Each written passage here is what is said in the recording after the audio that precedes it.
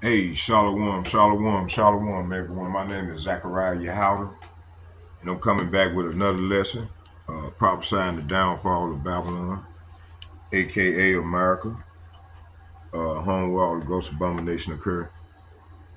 I'm just coming back with another continuation of the segment that I did earlier. So I wanted to go into the third part of this segment, which is going to be about an hour and a half, maybe 2 hours long. And then I'm gonna process all three of them at the same time.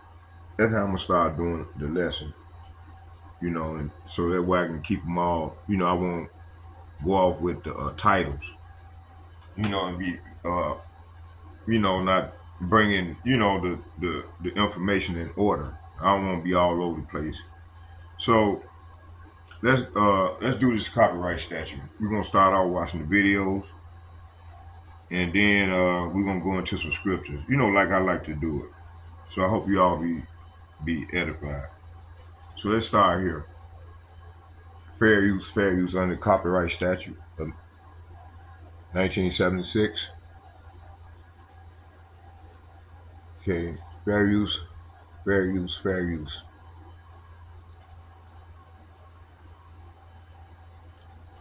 So here go the statute.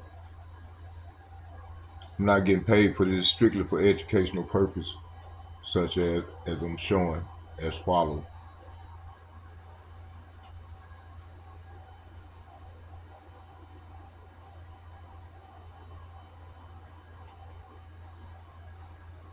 Okay, fair use.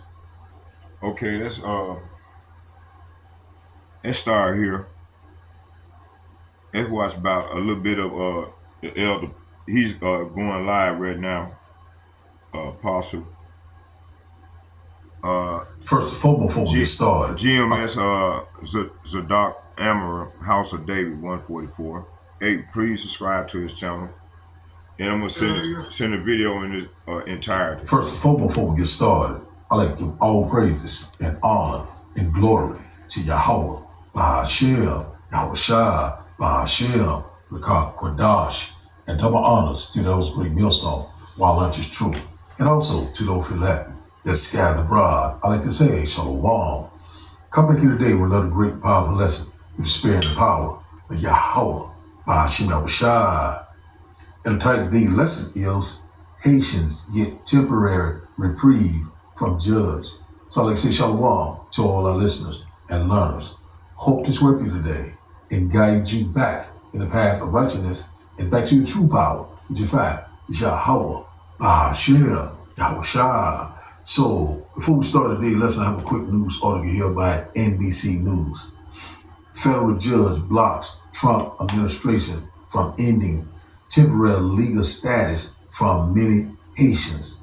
Last week, DHS announced it was terminating their legal protections as soon as September the 2nd, setting more than 500,000 Haitians up for potential deportation. So we already know this already has started with what the northern tribe, we're constantly seeing how this devil is constantly putting things into play, constantly targeting the people of color. And how about you Negroes, you Latinos, you Native Indians? This devil is getting ready to come down with great rap. And while you are getting ready for the holiday, barbecue, drinking and being mad, this devil is getting ready to come down with his military, come down with his technology. Also, his ultimate goal is that grain of rice to put in your forehead or into your right hand. That's where we at right now. A lot of people right now, are still in gaga la la land, thinking that this is not going to happen. This man's constantly putting these things into place. So right here, this man right here was getting ready to take the legal status from many Haitians, which in fact your citizenship, so he can pretty much just come in and grab you and just take you away, wish you away to back to your country or anywhere he want, wherever you please. We already know about this alligator Alcatraz. We already know about Guantanamo Bay, and many others. They already constantly putting these things into place. So we already know right now, DJ Donald Trump is trying to make America great again, but America has never ever been great for what? The so-called people of color. And also, you already know what they're constantly saying. They've been saying this, pretty much forever. We all look the same. So we're next. Who is next? Talking about with the Southern tribe. Started with the Northern tribe. Now we already know the Haitians, through the spirit, we know that is the tribe of Levi, the 12 tribe, so this devil is getting ready to come down with great wrath. And we constantly warn you, left and right. So federal judge blocked. So they go back and forth, but we already know that they're all a part of the same eagle, either a Democrat or a Republican, they all have the same agenda, total control. Also, they're getting ready to come up against Israel, the 12 tribe, once again, the Negroes, the Latinos, the Mexicans, the Native Indians. I'm talking to you. And this right here is all about, who's not supposed to be here, which in fact, we already know the so-called white man, he don't even belong here. This man has stole everything and everybody. And one thing about he's the thief. And one thing about it, the Lord is getting ready to shed light on this red devil. That's why he knows that his time is very short. Let's get a little bit more of this here. It says here, it's a federal judge in New York on Tuesday blocked the Trump administration from ending temporary legal status for more than 500,000, or 500,000 Haitians who are already in the United States. So right now, we already knowing that it was already rumors. I think it was back in 2021 that they were fighting these ICE patrol, and we already know how the history of these so-called Haitians, which in fact the tribe of Levi. We know what happened back in 1800 when it was a revulsion, a rebellion over there in those islands, which I think is Haiti is on one side and the Dominican Republic is on the other side. But when you look up the history of what happened back in during the slave, the Atlantic slave trade. When you get around to look it up, so these people have a history, of bucking up, fighting, so we already know. And also, they are into this black magic, this voodoo. So a lot of these different things right here, we already knowing that. And also they are part of what? Of the Southern tribe, which in fact consists of Judah, Levi, and Benjamin. So we already know right now who shall rise him up. And one thing about we already knowing that Judah is going to get it popping. We knowing that it was right, just like the Bible says. So we read upon what? Jacob's trouble, so if we are very close to this time, this devil's getting ready to roll on us. A lot of people are still going on with their daily lives, still, getting ready for these barbecue, these cookout, family reunion, constantly getting rocked back to sleep. One thing about it, you get ready, you get ready to F around and find also you in for a rude awakening. So let's read this once again. It says a federal judge in New York on Tuesday blocked the Trump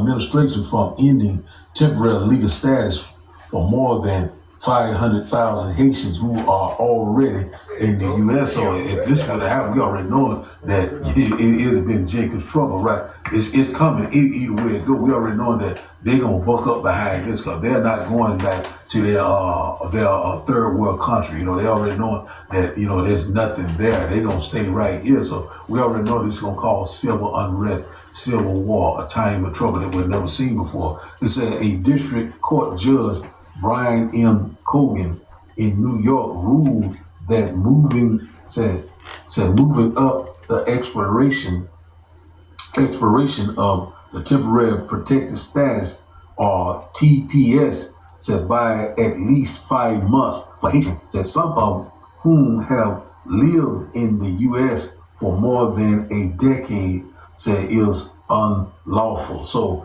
right here, we already know that they all they're doing is constantly pushing it back. But this man is getting ready to roll this out. And also when you get around to look up the big, beautiful bill, the big, ugly, effed up bill. Look, this is targeting people of color. So we already seeing what's going on right there in LA. They already called the Marines, and also they had the the National Guard. So we constantly, slowly seeing that America is becoming,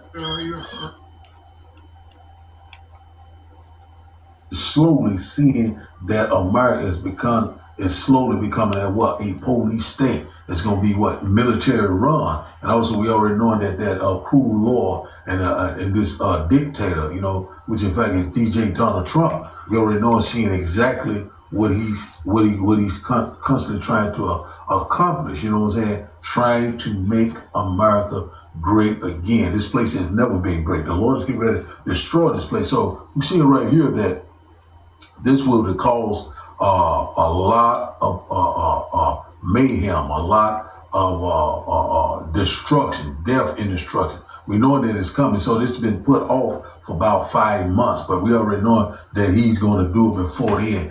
This is going to come back up again. So we already know they're going to grab up any so-called people of color up. They shall be like a madman sparing none. We already know that they have a lot of things in place. These sleeper cells, these ICE patrol, these hate groups, a lot of things that we're looking at. We're seeing a full circle right now. And one thing about it, we knowing that anyone that is a so-called Israelite, you know what I'm saying, you are going to, don't have anything to do with skin color. Your spirit bear witness who we are. But one thing about it, that's what this red devil is going to base everything on. So we already know that, this is the tribe of Judah. When you go to Genesis chapter 49, they're going to get it popping. So we know that we're very close. So now, let's get today's video. And after the video, we'll start the lesson. And I hope that you will get edified. I got 2 quick, fast video. And this ain't on no bullshit, y'all. I had to leave out the gym in the middle of my motherfucking workout because God put this in my spirit. Black people, I need y'all to listen to me, and I need you to listen to me clearly. Trump just removed, listen, Trump just removed visa status for over 500,000 Haitians. Now, hear me out. I know we've been saying this ain't my fight, we sitting back, we not doing anything, we chilling out. We can't sit this out. We have to stand with them. We have to fight for them. I'm gonna tell you why. This right here, up until this point, Trump has been testing out a lot of shit. He's been testing out the whole bombing with Iran situation. That's the wartime powers right there.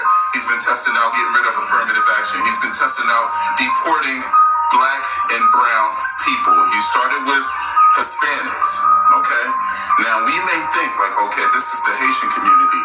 Of course he's going to get rid of the Haitians. They are Black. They are us.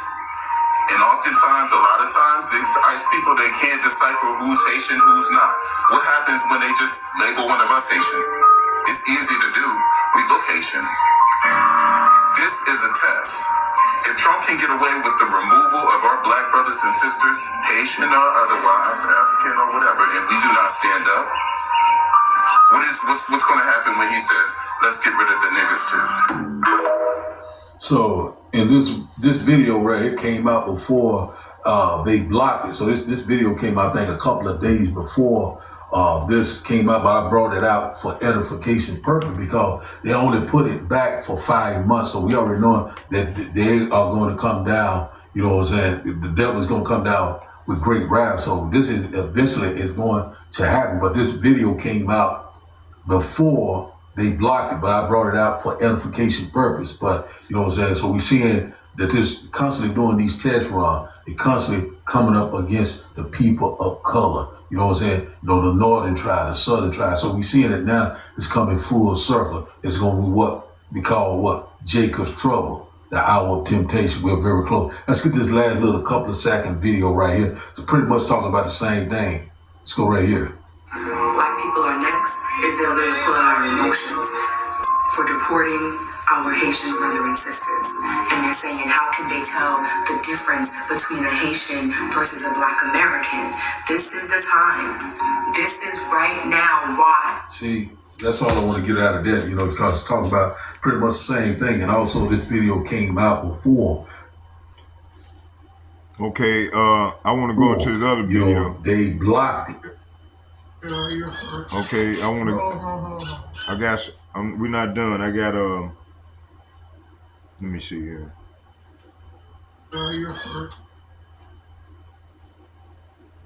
Right here.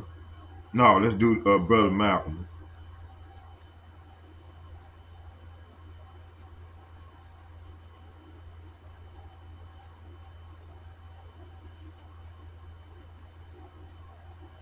Hold on.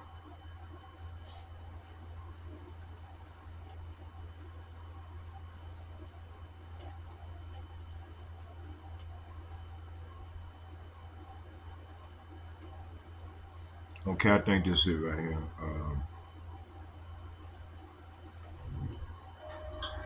Shalom. Call Allah Yahweh Bahasham Yahushai Bahasham Rakaha Kadash. Double honors into the apostles, double honors into the elder bishops. Salutations to all my fellow laborers, the would-be judges, the 144,000, and the scattered elect that are scattered around the four corners of the earth, that be like unto the speckled bird, the Israelite foreigners among the heathen nation, that have the appearance of the heathen nations. Right, this is not a black only thing. And to the few Akwath that are listening and learning to you, I say Shalom. This is your brother Malcolm from the branch of the Great Millstone here in Chicago, coming at you with another lesson in truth. And I have 4 precepts in mind, and then whatever else the Spirit, gives of this compilation of videos that was sent to me from a couple different believers and helps, and actually 3 when I think about it. And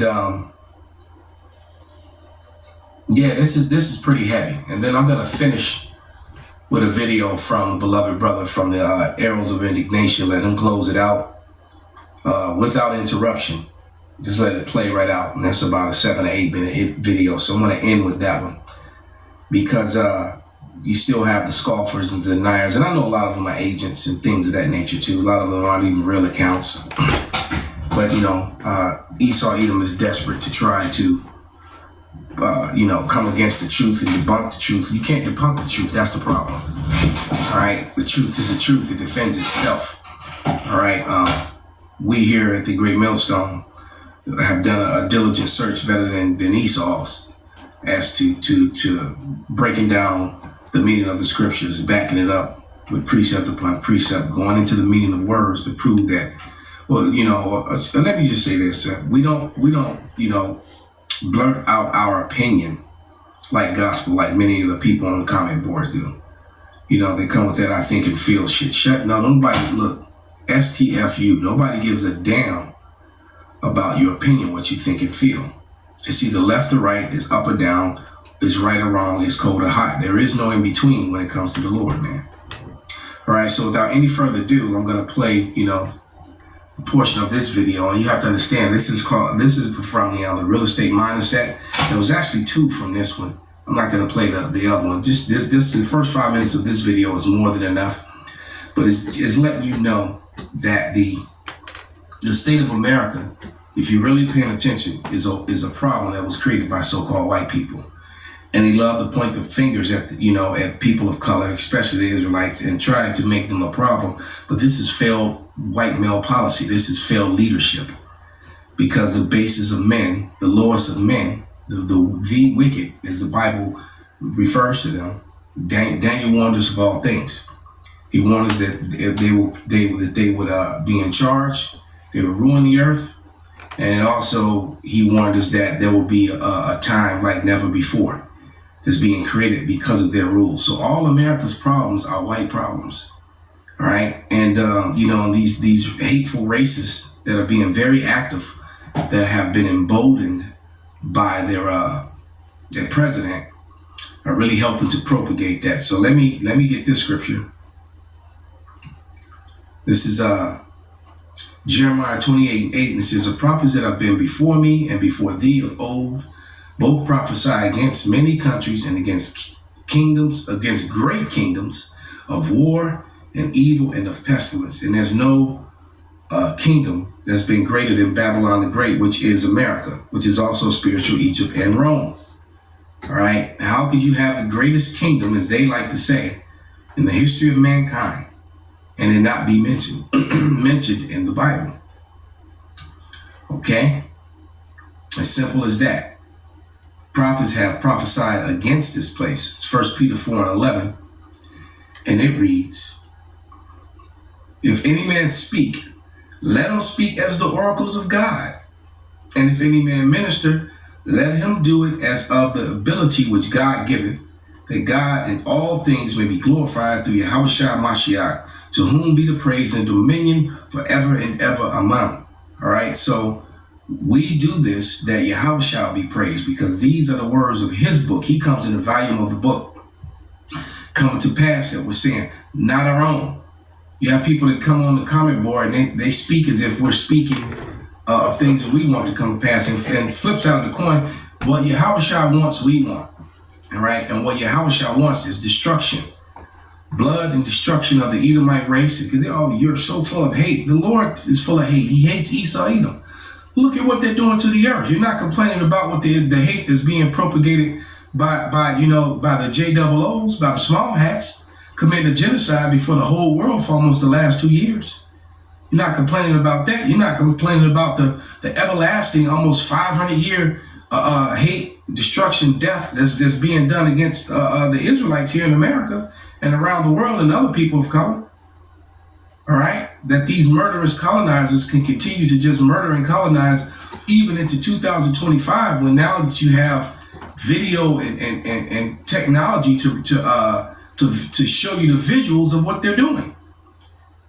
Now it's a total of, and as far as the bodies that are washing up, that from the people who supposedly were deported, is the bodies are up to 61 now.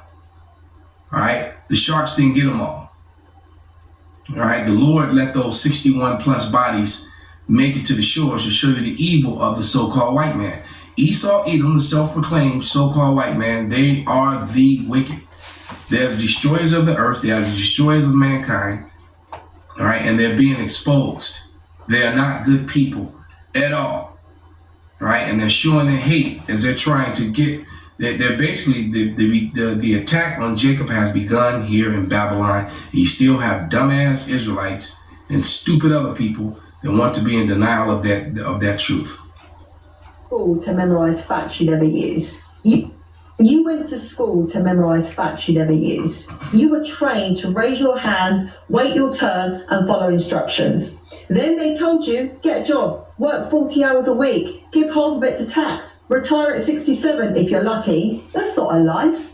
That's a script. It's a sentence. And most people don't question it because they're too tired from living it. But once you see it, you can't unsee it. The end of cash could be near, and a new currency system could come sooner than many of us are considering.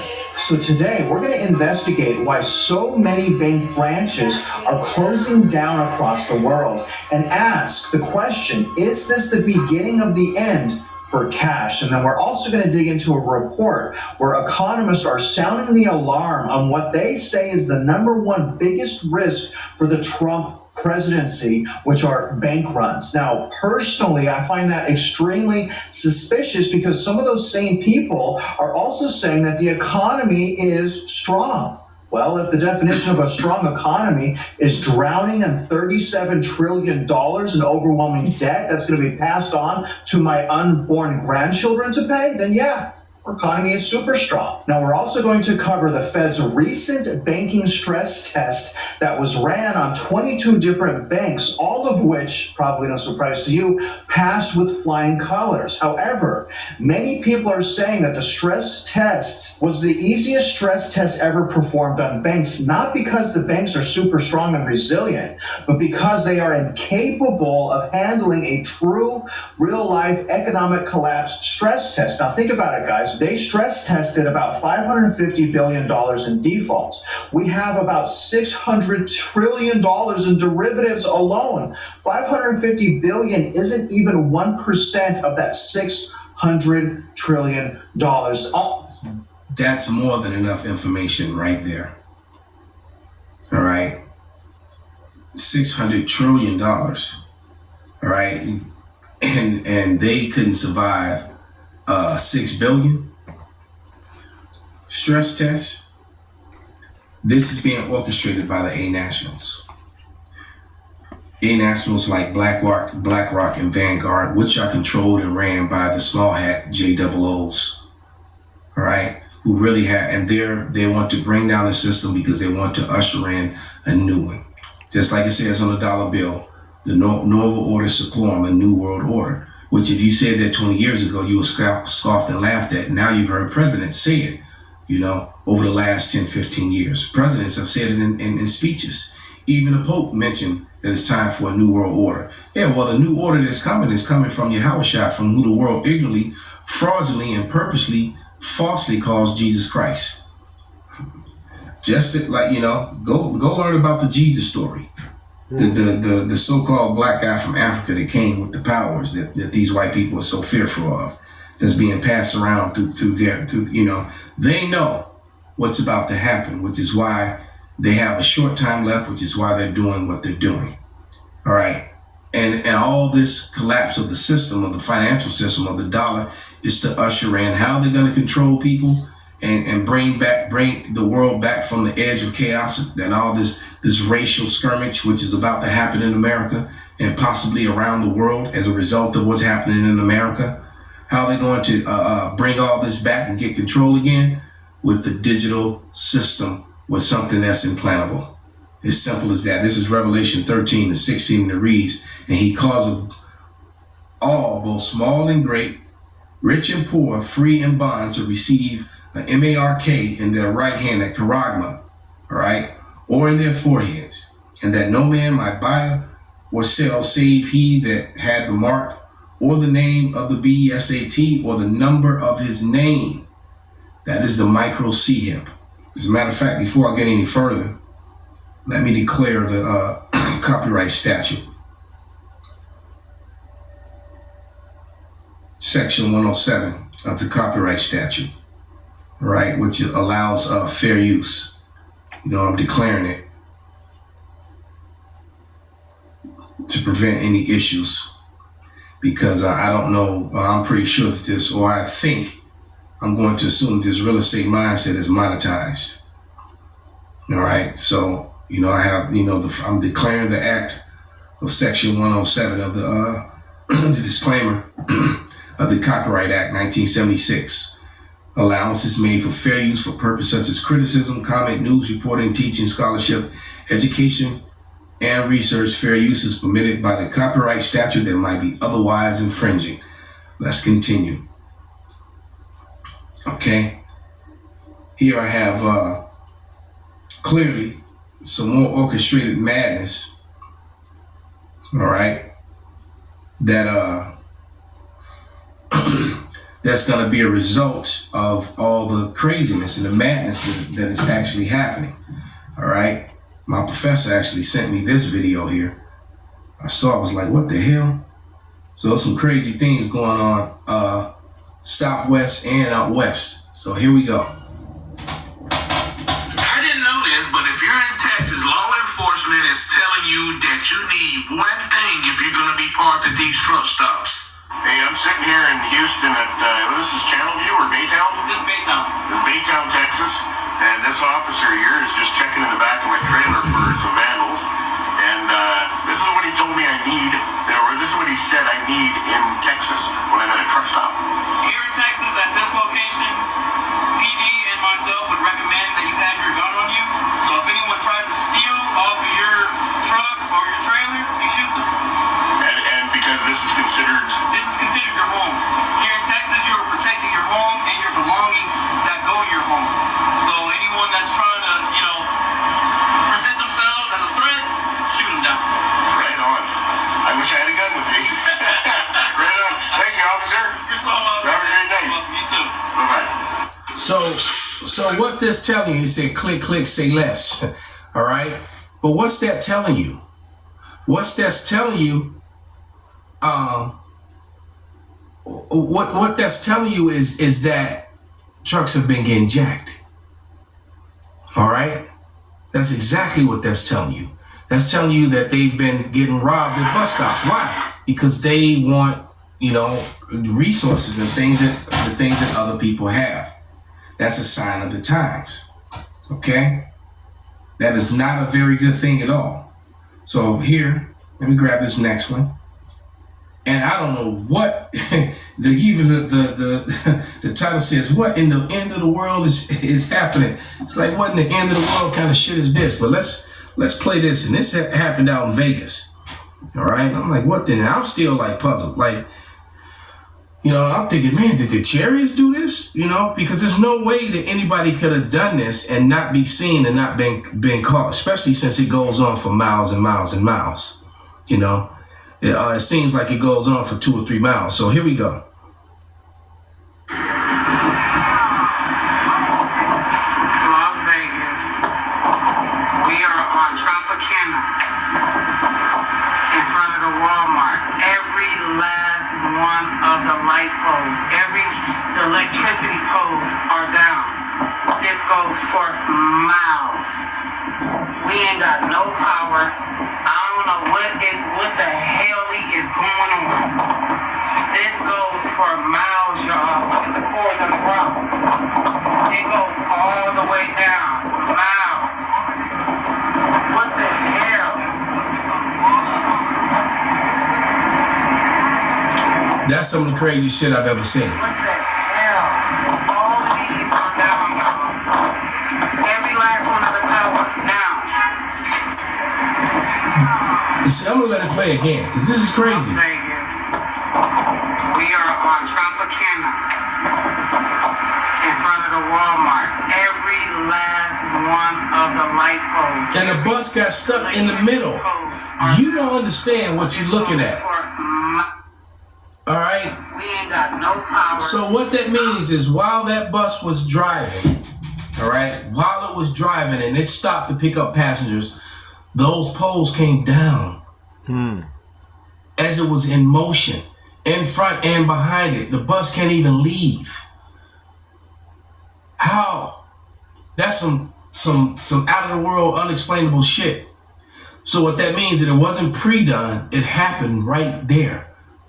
Okay? So something came through and pre-cut them and set off charges so that they could fall, but they looked like they were cut. Well, that's some, hey, look, strange things have been happening. You know, like that clear-looking orb that was in between those 2 missiles and knocked both those missiles out the sky. All right? Hey, you people don't think that this is real, man. The Lord is also enacted, you know, the messages, the chariots of Israel are in play, man. Esau Edom has a very short time and he knows it, and that's why he's doing the things that he's doing. All right? And this racial hate that's being orchestrated against Jake here in America, and it started with the Northern Kingdom, just like the man of the great millstone said, and why these false prophets and other people in denial, these agents for Esau, these prophets for hire. Okay? So I'm going to read 2nd Ezra, the 9th chapter, and then I'm going to let this video play out from Annals of Indignation, and we'll. Okay, I got one more, y'all. And if y'all subscribe to the brother channel, Elder Malcolm, and I'm gonna send the video out to you all. It's under his Critical Race Historical Facts channel. Let me see, we got one more.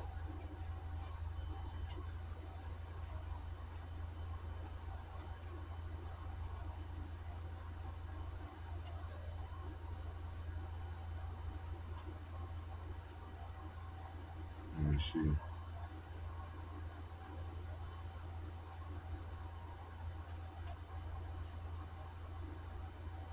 A lot of people, flee Babylon. That's spiritually first and foremost, but we're going to be here watching the judgment, and the Lord is going to sustain us and keep us from harm, even though some of us, of course, are going to suffer some persecution and get beheaded.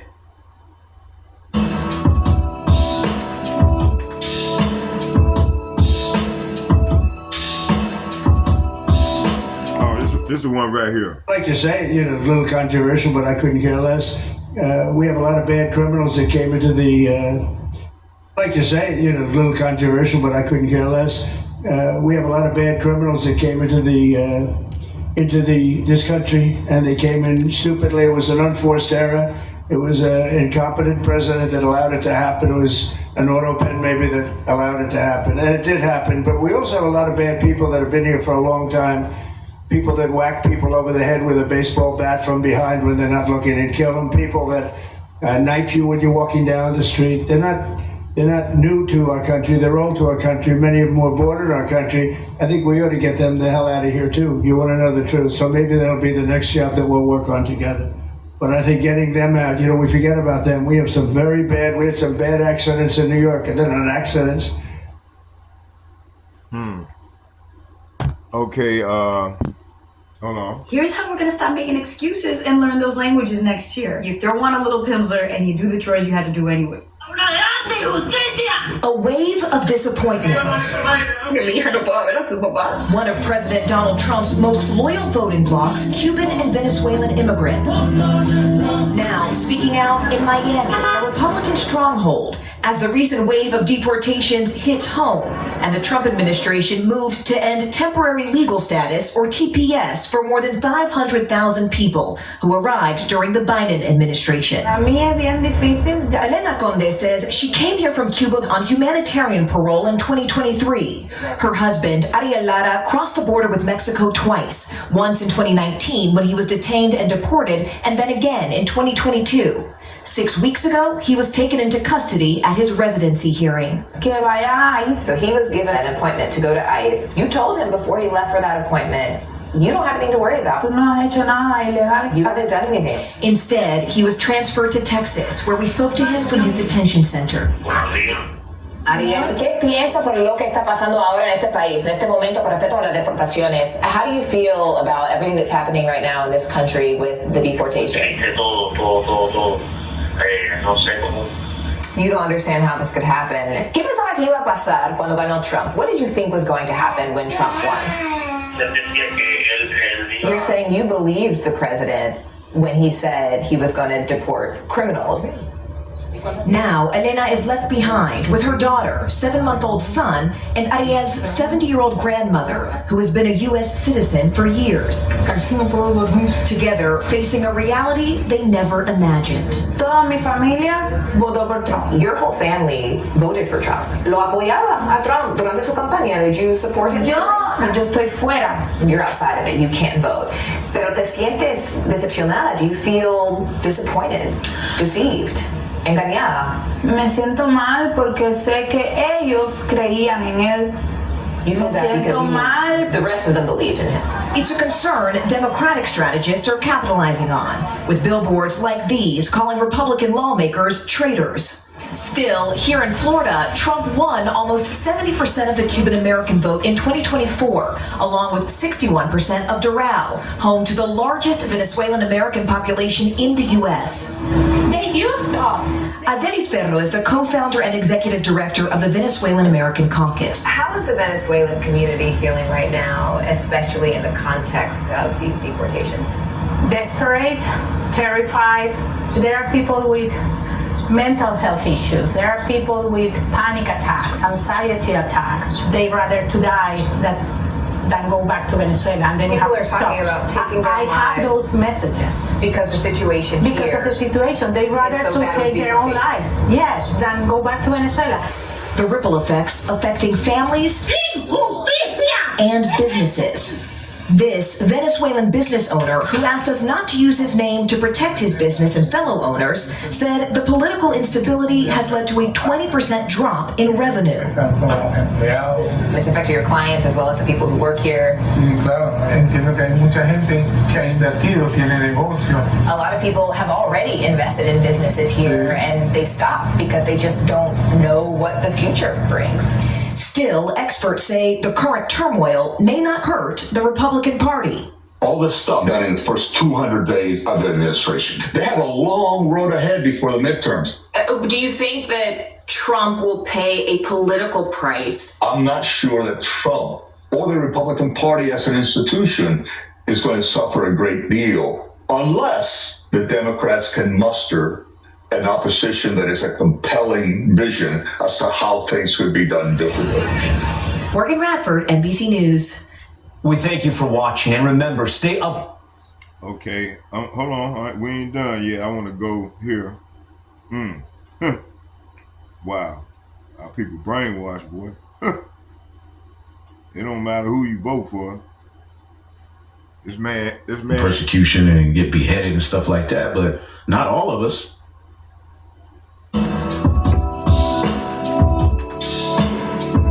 Fair use, there you go.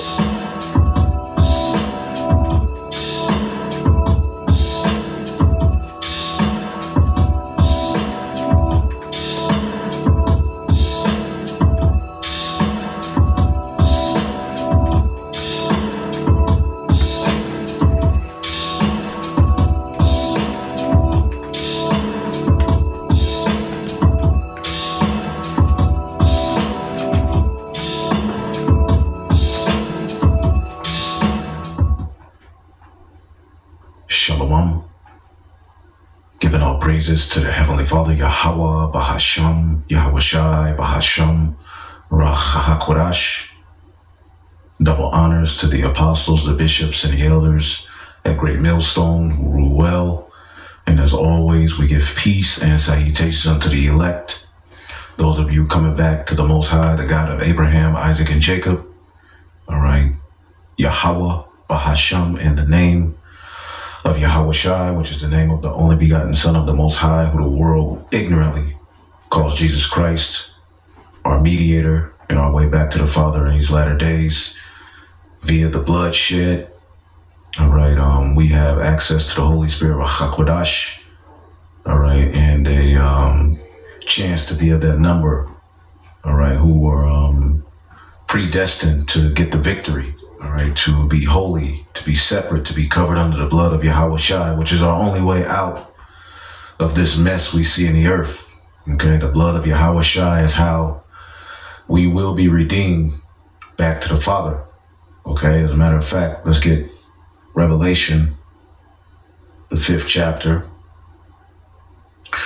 and we'll start at the 9th verse. And they sung a new song, saying, Thou art worthy to take the book and to open the seals thereof, for thou wast slain and hast redeemed us to our power by thy blood out of every kindred and tongue and people and nation, and has made us into our power kings and priests, and we shall reign on the earth.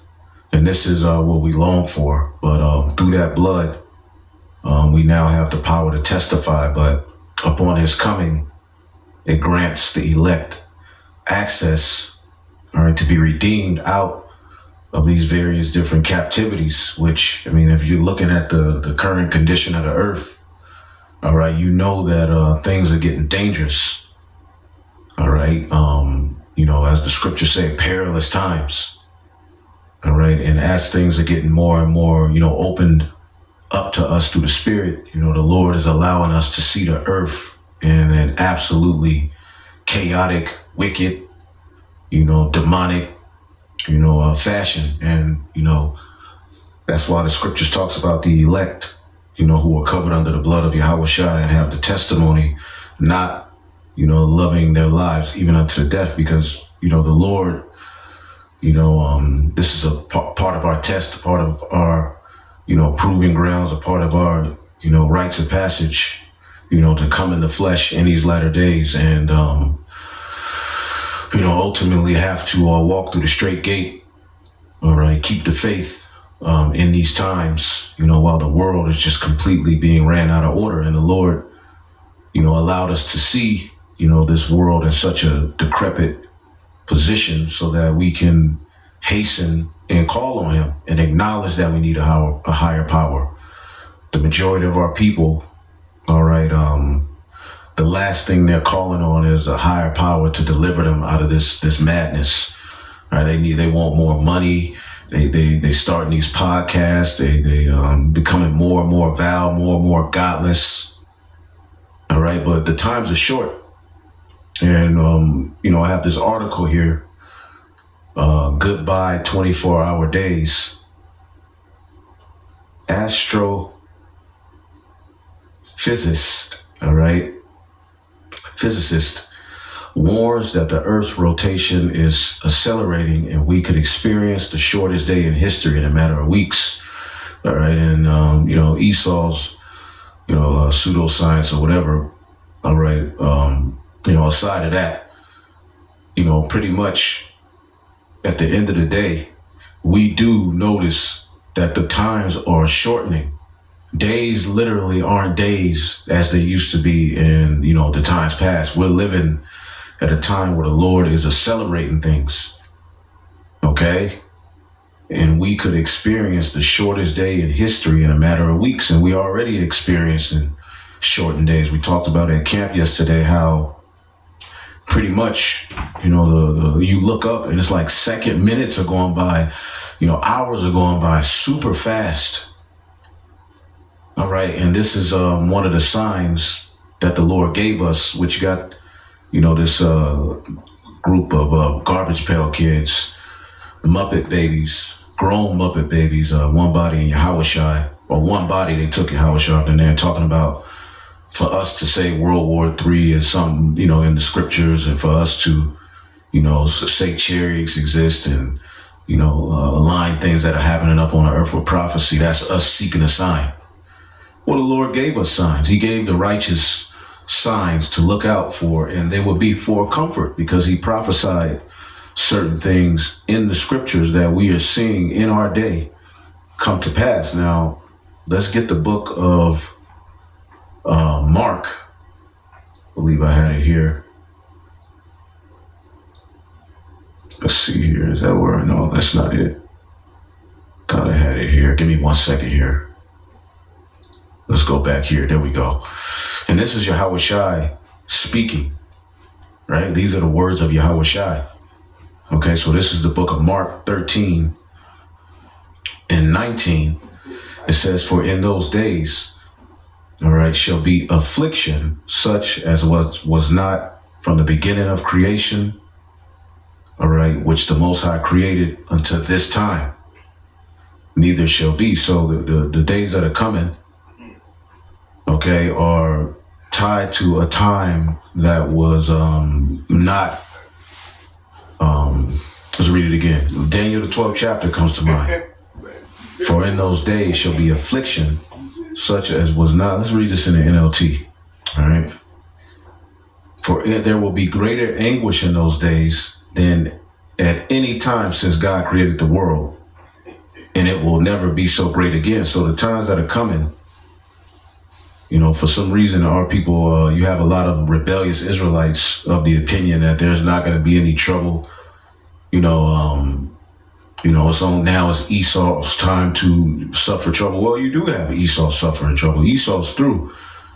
But if you believe that the elites, all right, of this current beast system are going to allow, all right, us to just walk on into the kingdom without putting up a fight and without losing their damn mind with the inventions that they've been blessed with, then you're out of your mind. All right. As a matter of fact, I was looking at this particular article here. See if I can bring it up. All right. World's first jet-powered humanoid could transform disaster relief. Okay. Disaster relief, man. And this is a Mega Man. This is remember Mega Man? This is what he used to do. He used to float around, fly around, shooting fire out his hands. That fucker shot over there real quick then. You best believe these things are getting ready to be used on people.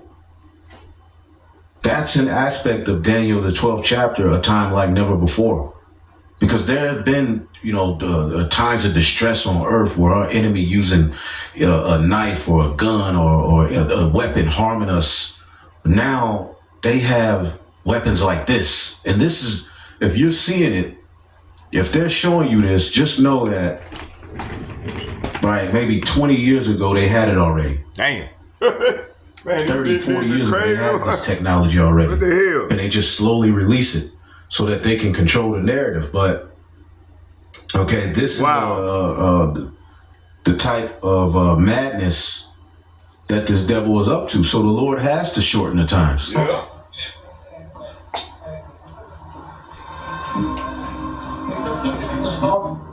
And you see him, he looks like a toy, a teddy bear. You got that so-called cute little innocent face.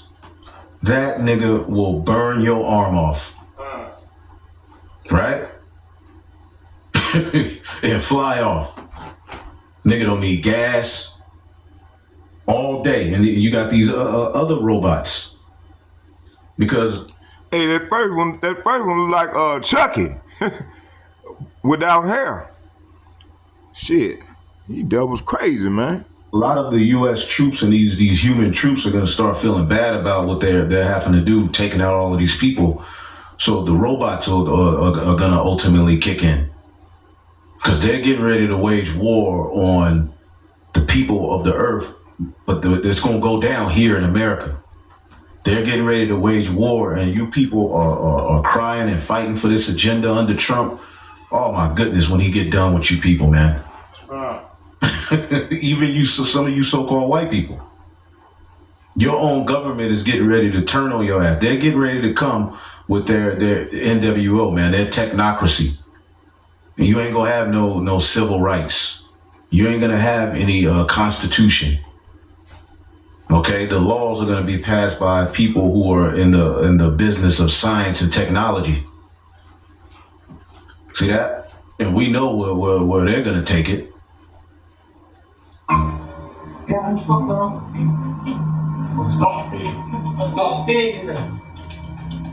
Okay, can you put it over so I can get on again?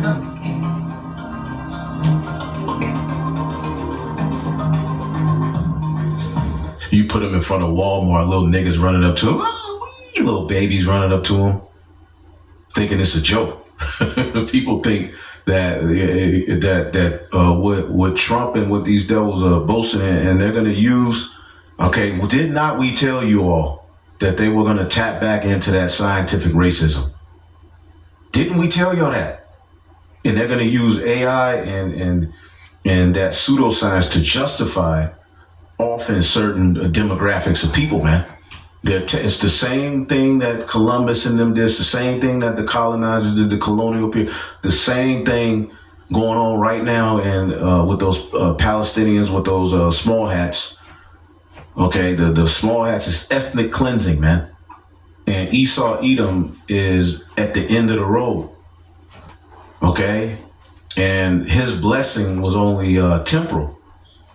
See?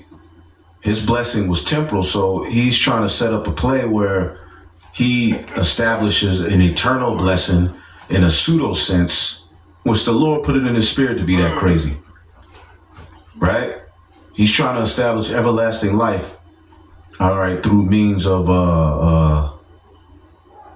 wickedness, Satanism, left hand power, man.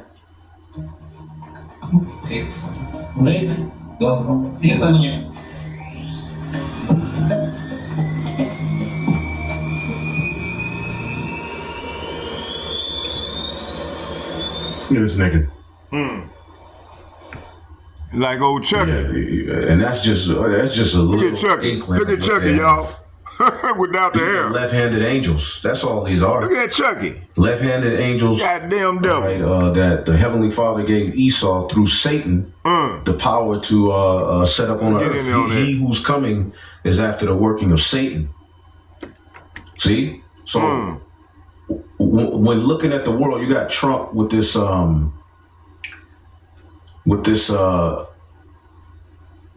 tour, this Florida immigration detention site, Alligator Alcatraz, and they're talking about building all kinds of these facilities. What do you think they are? They're just what our apostles, bishops, and elders were prophesying of when we first came in. The concentration camps, man. See that? So the president is now getting a very intimate tour of this facility, Alligator Alcatraz, and he's looking now at where some of the detainees will be housed and where they will be sleeping. And you could see he's paying very close attention to what the officials surrounding. Hey, you know the thing about it, and we're gonna get back to that article. We're gonna get back to that scripture, Mark. They had the chance to wage war on like this on pedophiles. They had the chance to wage war like this on, mass shooters, right? Which most of them, who do they? What color are they? What nation are they from? Esau. The biggest domestic terror in America has been Edomites, in particular Edomites who believe in white Christian nationalism. Okay, that's the true terrorist. Now Jake is a terrorist in his own neighborhood, right? But who's been a terrorist on the planet Earth, all right, throughout all of the ages? You Edomites, on a level that no one could touch. So he's had a chance, all of these pedos, all of this freakers, he's had the chance to wage war on people who do certain things. But all of a sudden, this energy is now being used to deal with the tribes, right? Deal with the people who are hideous and unwanted in his society. He wants less of you in the world to come. You're too hard to control. All right, you populate too much. Okay, you're always in the way. So now they're getting ready to bring a culling, and they're going to be throwing our people in these camps. And surrounding this camp, you can look more up on it, is a bunch of damn hungry alligators that are used to eating human beings, waiting, all right, on some taco meat, right? Waiting on a barbecue nigger rib. Waiting on your ass. Used to it. Because this is Edomite pastime. They're just coming back with those old ancient methods of execution. We're getting ready. We're seeing the image of the beast, okay, revive itself, man. Okay? Roman capital punishment. During the period of the Roman Empire, capital punishment or execution for certain crimes was commonly practiced throughout the provinces controlled by Rome. Okay? The first official Roman judicial opposition of the death penalty for crimes in Roman culture goes back to 12 Tables, 450 BC, which was the earliest known Roman code. And you can read more on it. I just wanted to touch on a few things, various topics, because the times are getting crazy. The times are short. Okay? and it has to be that way. Okay? Because if the Lord didn't shorten these days, as we're reading here, let's get it again. Mark 13 and 19. And we just gave you a few little inklings of why the Lord got to end this, and why it makes sense that the Lord is shortening these times. For in those days shall be affliction, such as what was not from the beginning of creation, which God created, unto this time neither shall be. And except the Lord have shortened those days, no flesh should be saved. But for the elect's sake, whom he hath chosen, he hath shortened the days. See that? So except those days be shortened, no flesh will be saved. And literally it means that. Because in his opinion, to go into the new world, you're going to have to merge yourself. So you're not going to be a full human as the Heavenly Father intended for this age. You're not going to be considered a human being. You're going to be his own creation. See? And to prove it, right? Let's go here with this guy, Peter, all right, Thiel. All right. He says trans people aren't going far enough. We want more than sex changes. Well, what is he talking about? Okay. Because again, who is Donald Trump really putting in power? Yeah. Where are all of these unelected people popping up telling us what they want to do, and all of these their companies are becoming a dominant way of surveillance and being linked with the military, this whole Palantir thing, which that is a all-seeing, a witch sorcery kit that goes back to the Lord of the Rings, but now it's right in your face as something that's going to govern the world as you know it in the future. Okay? It says, Palantir co-founder Peter Thiel has sparked outrage after saying trans individuals aren't transforming enough, and that his transhumanism movement aims for a far bigger change than just switching sex organs. So what is he talking about? Let's listen to him. Let's listen to your boy E. You would prefer the human race to endure, right? You're hesitant. Yeah, well, yes? I don't know. I would. This is a long hesitation. There's so many questions implicit in Should the this. human race survive? Yes. Okay. But I also would I also would like us to radically solve these problems. Right. And so it's always, I don't know, transhumanism is this, the ideal is this radical transformation where your human natural body gets transformed into an immortal body. You see that? They're trying to attain immortality. See? They're trying to attain, and that's what they're the true, they give you this showcase evolution with the monkey. That's just them mocking you. Okay, the monkey that they're talking about from Africa, Lucy is mocking you niggas, man. You Israelites, and particularly the tribe of Judah. Okay, and pretty much what they're saying is this is what we're evolving past. They're evolving past your monkey ass, and they're going to establish immortality. They're going to establish eternal life, all right, through left-hand means, because they gave up the birthright. This is nothing more than Esau Edom trying to attain that birthright back, and he's gonna come with brutal force to do it. It's gonna be demonic. Look at this guy's eyes. Look at his eyes. Listen to what he's saying. Transformation where your human natural body gets transformed into an immortal body. And there's a critique of, let's say, the trans people in a sexual context, or a transvestite is someone who changes their clothes and cross-dresses. And a transsexual is someone where you change your penis into a vagina. And we can then debate how well those surgeries work.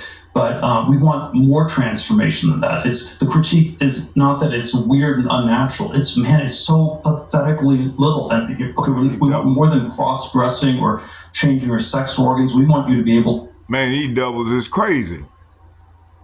To change your heart and change your mind and change your whole body. And then Orthodox Christianity, by the way, the critique Orthodox Christianity has of this is these things don't go far enough. So this is what this man got in store for you, Jakes, you Negroes, you Latinos, you Native Americans. See, start with the elder apostles and the bishops and like-minded men on down to myself, been telling you. But now y'all want to continue to believe in this bullshit. Y'all be want to hear this smooth shit. Y'all fascinated with this man, science and technology, and he's using it in subtle ways, like in the secret covenant. Okay, let's go on. It's gonna go and tell you what I'm gonna do is I'm gonna send the video. I'm gonna send the video out to you all in its entirety. Y'all can watch it on y'all own in its entirety. Subscribe to the Elder channel, like I've been saying. And I'm going to send more videos, as the brothers send them to me. And I'm going to try to get to everybody that I got that I'm subscribed to, so y'all can subscribe to them. Let me see. I want to do something before we start. So this next hour, I'm going to be going back and forth into, some other videos as I go with the lesson.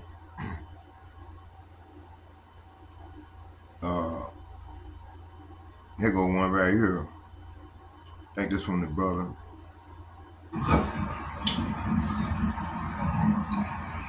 Okay, let's go. And I'm just gonna let the brother play. This is gonna be tomorrow when I get ready to go into the video, and I'm gonna bring out.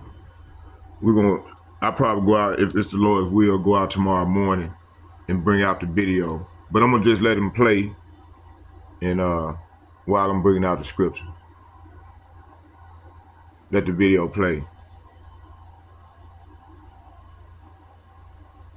There we go. All right. So, you know what? I ain't gonna be able to do it because I need this board here. Hold on here. Y'all bear with me here. I know what I'm gonna do.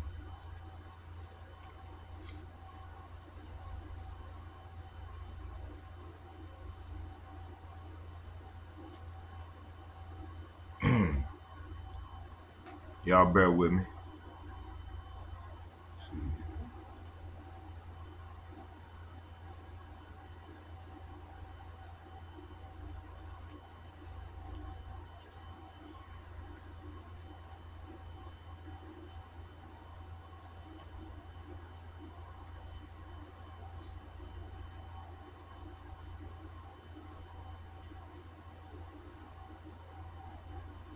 Talk to you about the war.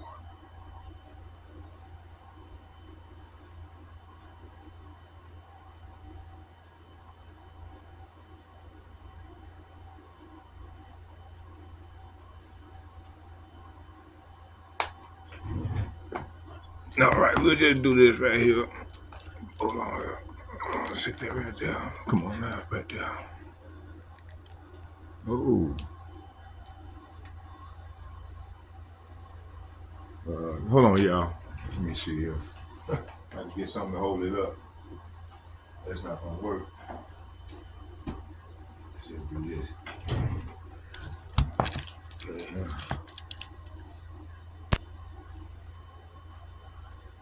All right, let's go. It's all about those two nations right there. All right. It's all about. I'm finna go. Let me just stop talking and be about it. Let me see here. All right, let's go here.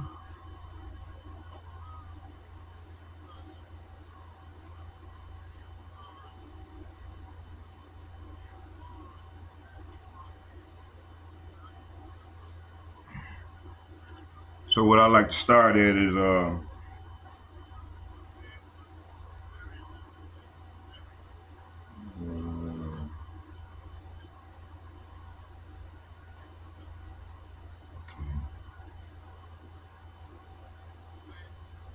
so I went into earlier.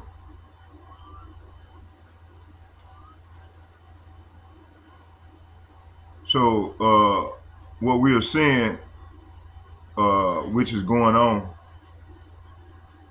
what is going on to affect everyone, not only you Jakes,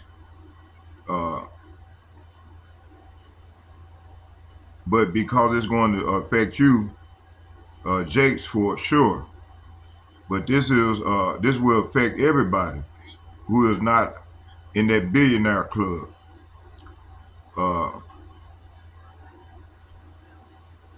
The technocrats and these billionaires take over. They're gonna take. Their goal is to take over. All right. So without any further ado,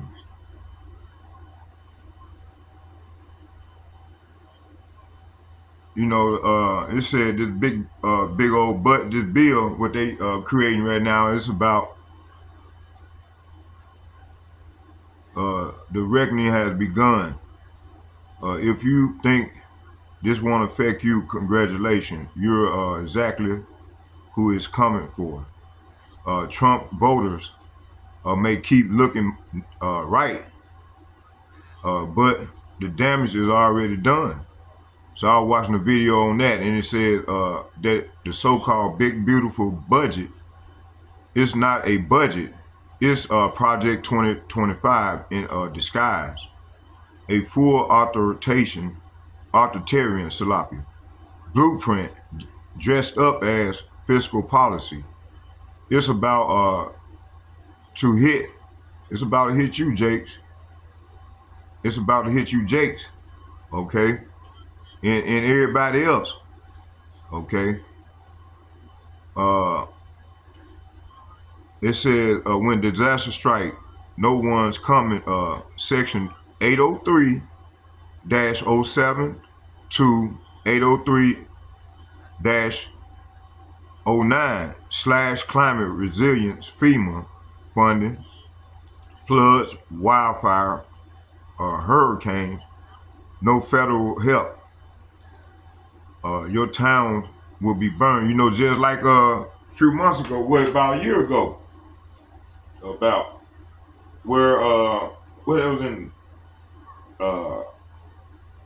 parts of Indiana, California. There was some other parts where they were going, that them land, them disaster was kicking Kentucky. There was a lot more of them, and it was. I watched the video where, man, these storms went through and tore them towns up, man, and they still couldn't find bodies. And they didn't get no help from Joe Biden. Okay, so the same thing gonna apply with Trump, because hey, it's these elites playing. Their goal is to crash economies, destroy cities, and bring about this order out of chaos, as the brother's been saying.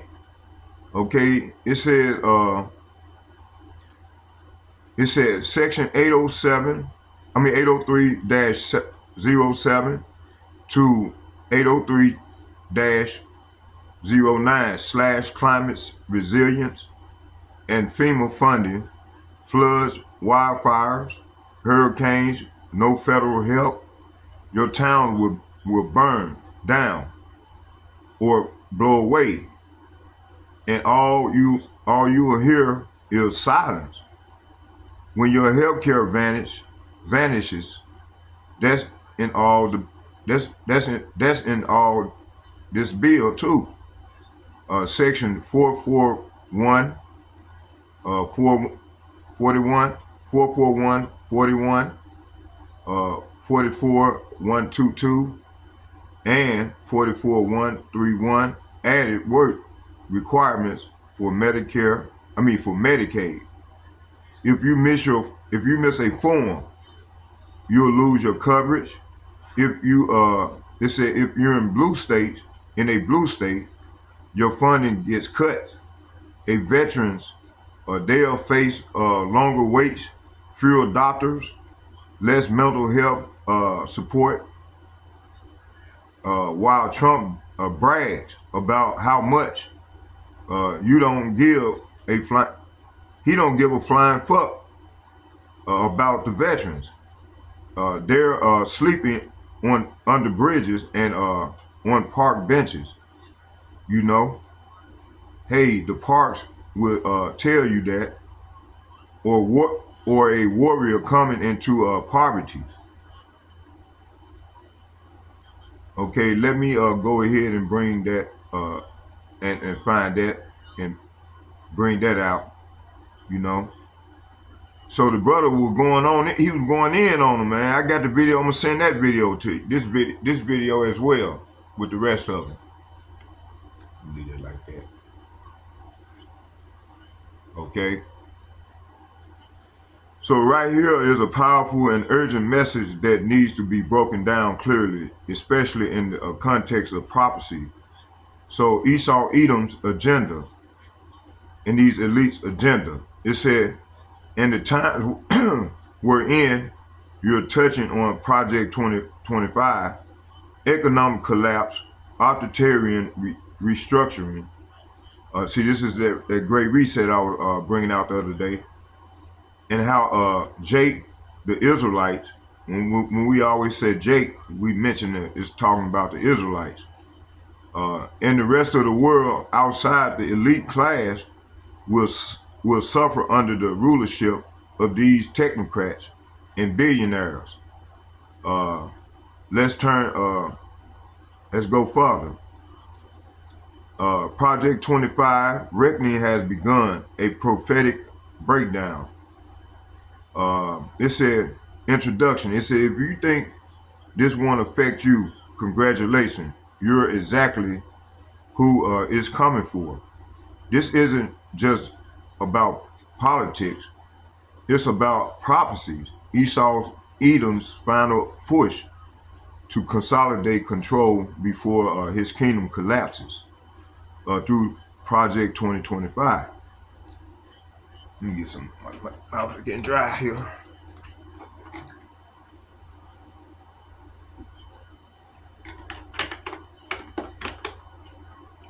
Hey, all this war is part of it too. Okay. It said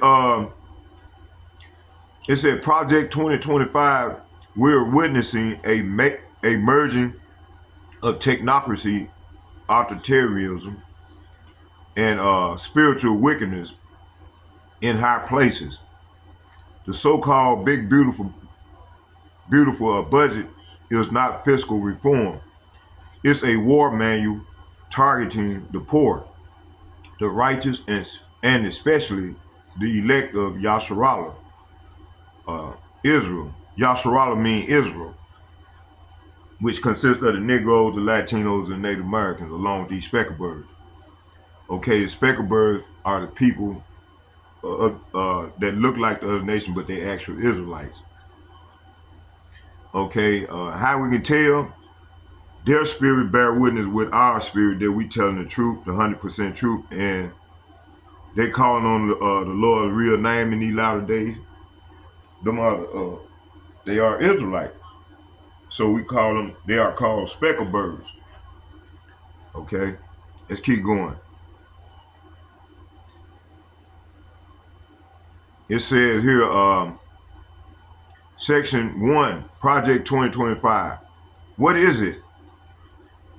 A 922-page document by the Heritage Foundation outlining how the next Republican administration, most likely under Trump, will dismantle federal protections, centralize executive power, strip social programs, empower corporations, crush dissent and resistance. Stance. Is this not what's going on right now? Okay, this is not a budget. It's Project 2025 in disguise. Okay, let's get a scripture. Let's go here to Psalms, the book of Psalms.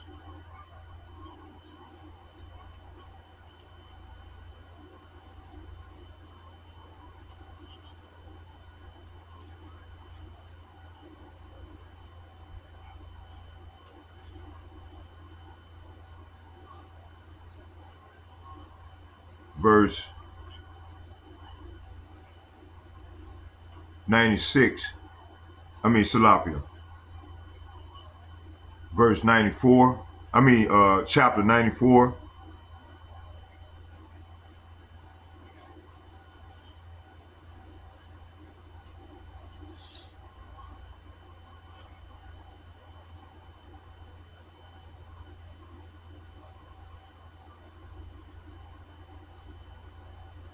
I'm gonna start at 19.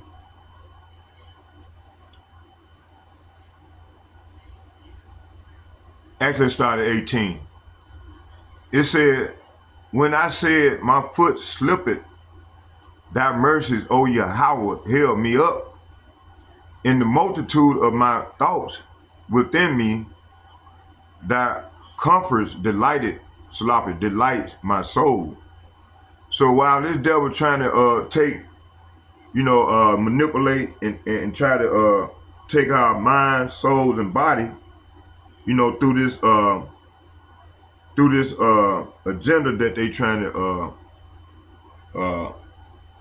get us caught up in, this evil net, which is the Most High's net. Hey, the hopefully elect, we gonna be doing these things right here. Let's read it again. It said, when I said my foot slipped, thy mercies, O Yahweh, held me up. So we was like, we crying out. We saying, I am slipping, but your unfailing love, O Yahweh Ba'ashem, Yahweh Shai, supported me. So starting with the elder apostles and bishops and like-minded men on down to myself, this is what we're doing.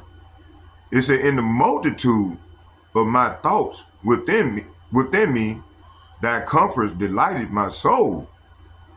It says, when doubts fill my mind, your comforts gave me renewed hope and cheer. See, so hey, this is how we feel it. We don't give a flying fuck what go on. We want this thing to speed on up before all souls is destroyed by this devil. These people are crazy.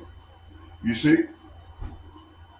While 2/3 of our people, man, they want life to continue in this, and they want to continue their life the way it is in this place that's failing.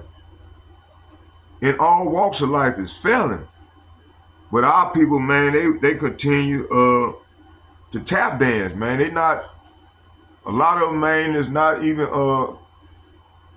considering what's going on. And they ain't gonna get caught up out here in this thing. They, you know, them are the worthless eaters that the Bible talks about. You know, which let's get that. Let's go there for a minute.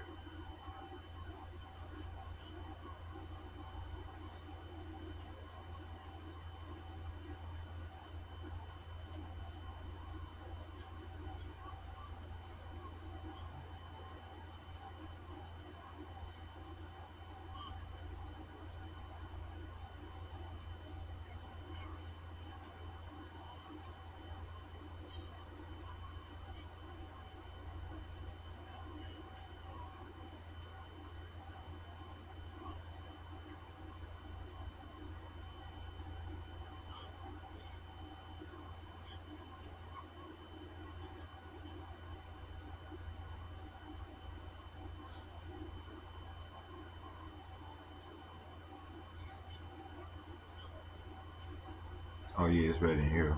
Okay, hold on here. So it said, let me see here.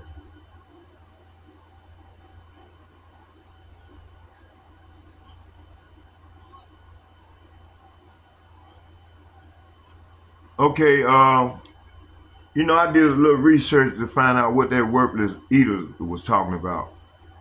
Metaphorically speaking, our people are like, it's saying that metaphorically speaking, our people are like a brute beast, worthless eaters, have not known Yahweh Ba'ashem Yahushua.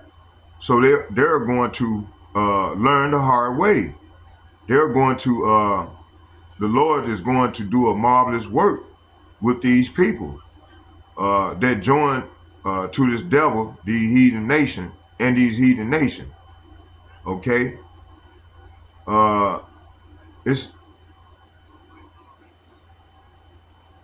Let me see. I want to go. So this is talking. This is speaking about the condition of our people, the Israelite, their ignorance, their destruction, and the coming judgment tied to end time agendas, like Project 2025 under Donald Trump. Okay, metaphorically speaking, our people are like brute beasts. Let's get 2 Peter chapter 2, verse 12. It said, but these as natural brute beasts made to be taken and destroyed speak evil of things that they understand not, and shall utterly perish in their own corruption. This is what we're seeing going on right now. You know, those who join unto this devil. Let's get Jeremiah chapter 4, verse 22. It said, for my people is foolish. They have not known me. They are Sodom's children. Say what? They are Sodom's children, and they have none understanding. They are wise to do evil, but to do good, they have no knowledge. So our people don't have no knowledge of this word, of this Bible, and no knowledge of their Lord. Okay, they get them daily, load them up with daily benefit daily. You know, they have not known the Lord. Okay, it said this is talking about our people have become spiritually dead. No fear of Yahweh, Bahashem Yahushai, no knowledge of his son Yahushai. Okay, it said they operate off instinct, just like beasts. No vision, no discipline, only what satisfies the flesh. Their ignorance make them ripe for destruction and perfect victims with Project 2025. As we can see, people, bodies coming washing up on shores. You know, now the count is, I think it's, was it 80? It went from 30, or was it 60? He said it's double now. Okay, what was reported 4 days ago. Okay, worthless eaters. This is talking about Esau's label for the masses. Let's get Isaiah chapter 1 verse 3. Let's get that.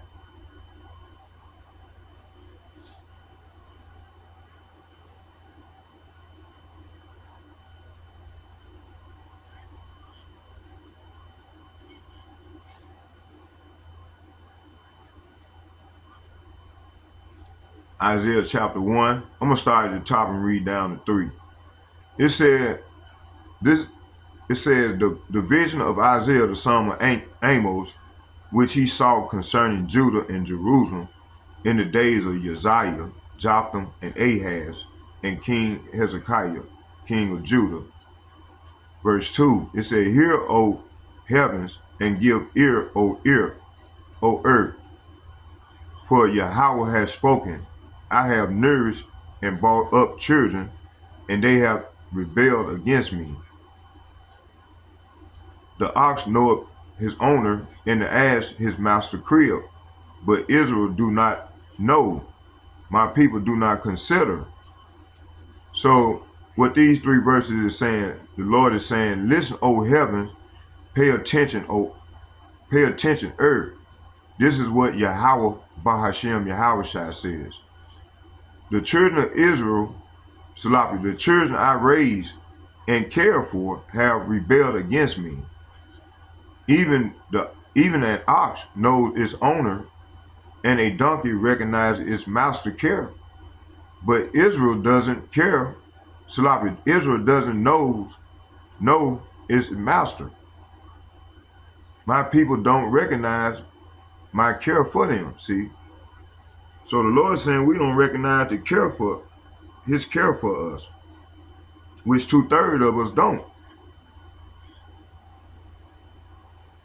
Okay, and so Esau, Edom called the masses useless eaters, but this come from their Methusian, and eugenics ideology. Sadly, our people fit that label in Esau's eye because they become dependent and docile to the elites. If you don't contribute to their NWO, you're expendable. So this is what this is their Project 2025. This is their plan. But 2/3 of our people be expendable. Have not known Yahweh Hashem Yahushai. Let's get Hosea chapter 4.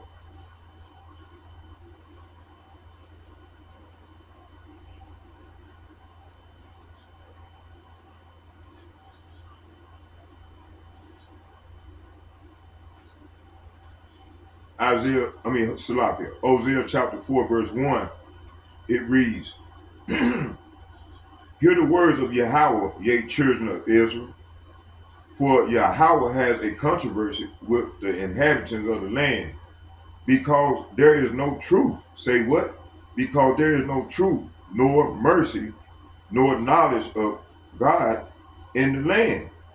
By swearing and lying and killing and stealing and committing adultery, they break out and blood touches blood. See? Therefore shall the land mourn, and everyone that dwelleth therein shall languish with the beasts of the field and the fowls of heaven, uh, yea, the fishes of the sea also shall be taken away. I'm going to just read all the way down to 6. It says, yet let no man strive, nor reprove another, for thy people are as they that strive with the priest.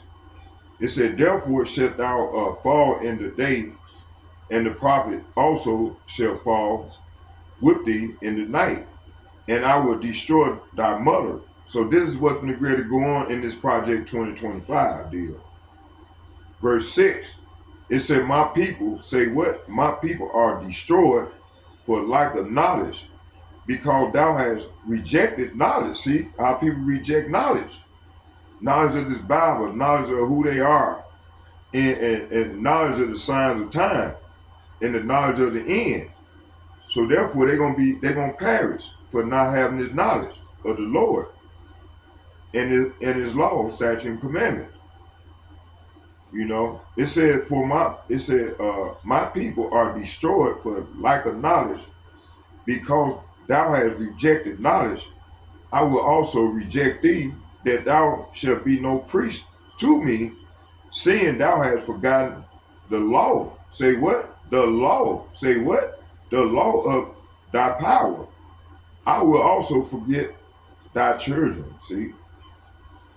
So verse 6 is saying, my people are being destroyed because they don't know me. Since you priests refuse to know me, I refuse to recognize you as my priest. Since you have forgotten the laws of your God, I will, the God who he's referring to is Lord Yahushua, G430. I will, who everybody ignorantly call Jesus Christ. So the Lord went on and said, I will forget to bless your children. See, so this is what's going on right now. The Lord is not blessing his children. Okay, the 2/3 that's wicked, that's joined unto these wicked nations. So because our people reject the truth and cling to Christian lies, Islam, Egyptology, and Pan-Africanism, atheism, etc., they reject the true power of Yahweh Ba'ashem Yahushua. Hold on, y'all. Oh, I forgot to give me some throat runners.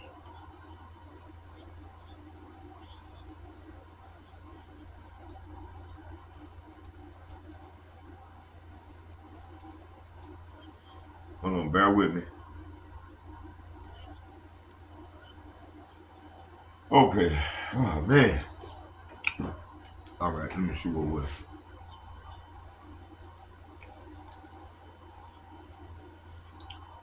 So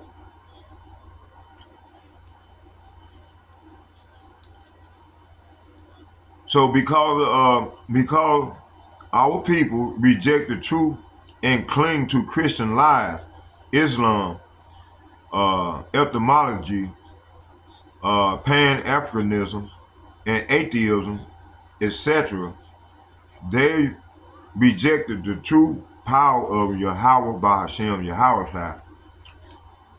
This spiritual ignorance is why Project 25 will steamroll them. They're unprepared. They go on to learn they're gonna have to learn the hard way. And, let's get Isaiah 66.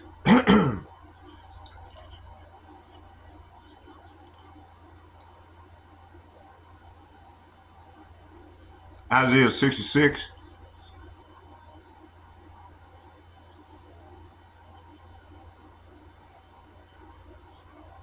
Isaiah 66 verse 4. Let's start at 3 and read 4. It said he killeth an ox is as if he slew a man.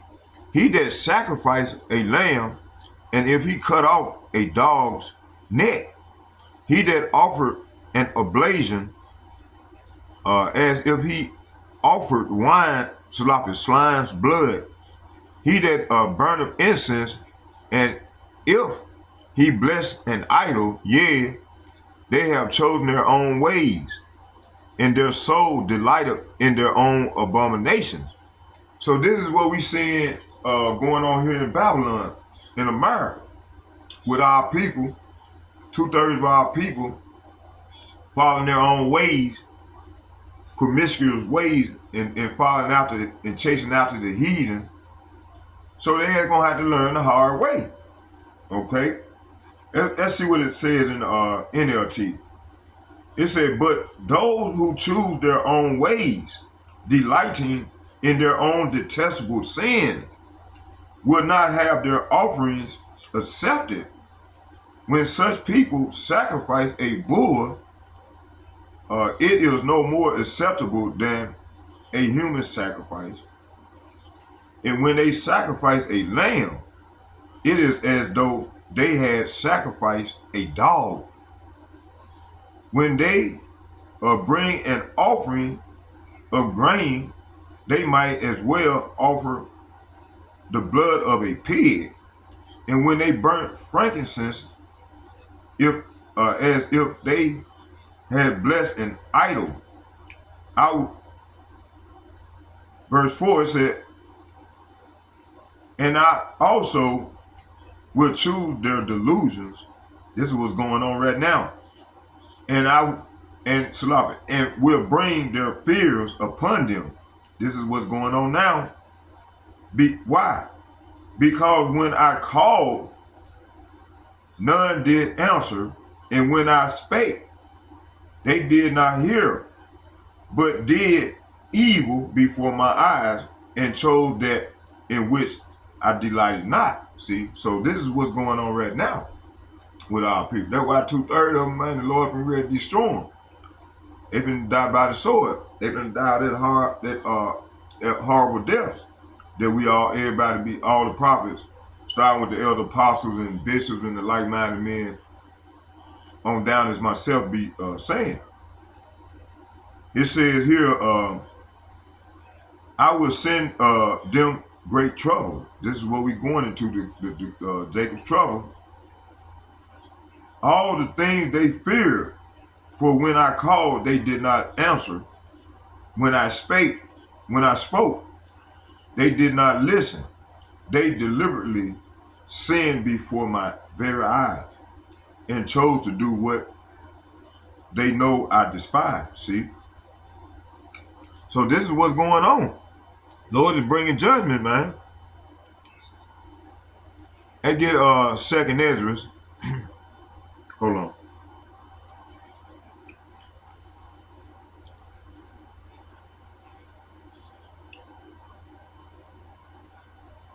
Second Ezra.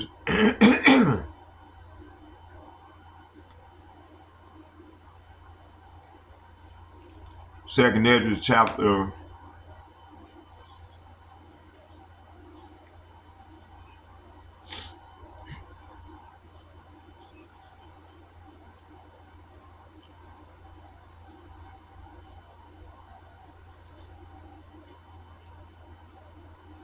2nd Ezra chapter 9.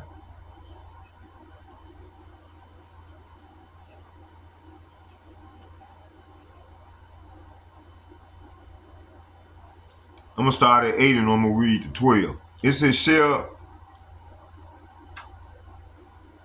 let's start at 7. It said, and everyone that shall be saved and shall be able to escape by his works. See, faith without works is dead. and by faith, whereby ye have believed, shall be preserved from the said perils, and shall see my salvation in my land and within my borders, for I have sanctified them for me from the beginning. See?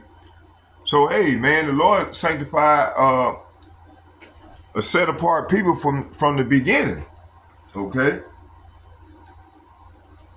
Hold on here, y'all.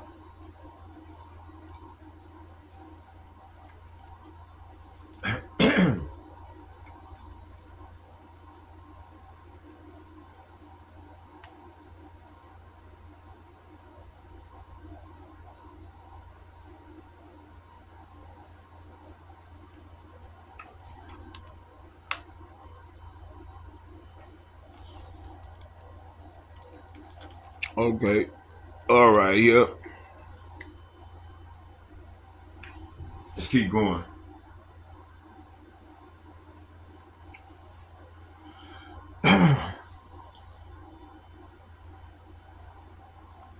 As let me see what it is.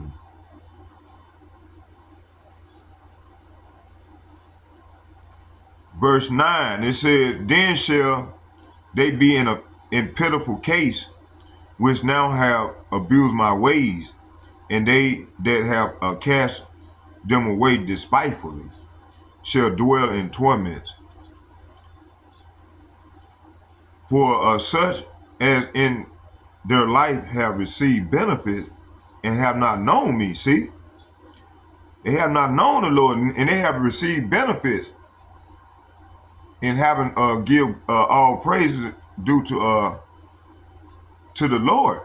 You know, it says here, then shall they be in pitiful case, which now, 2nd Ezra chapter 9, verse 9 through 12, it reads, then shall they be in pitiful case, which now have abused my ways, and they that have cast them away despitefully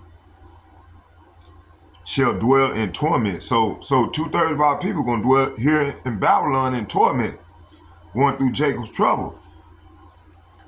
For such as in their life have received benefits and have not known me. See?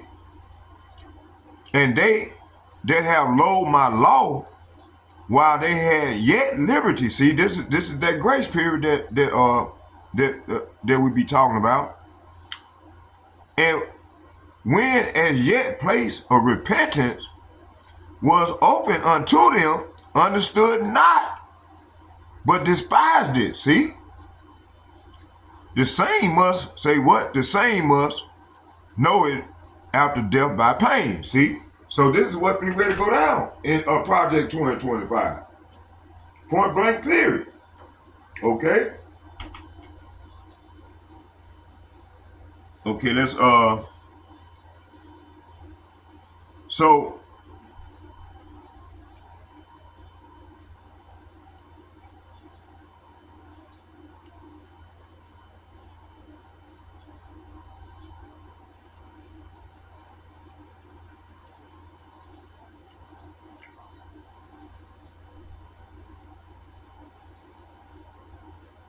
So yeah, they're gonna have to learn the hard way, pursuing Isaiah 66 verse 4 and 2nd Ezra chapter 10 through 12. So judgment is coming. The rebellion of our people will learn through death by pain. Yahweh Ba'Shem Yahushua is about to unleash famine, war, race riots, FEMA camps, and his chariots, and they will see it's too late. Let's get that marvelous work. Those joined to the heathen. Let's start here at Isaiah chapter 29.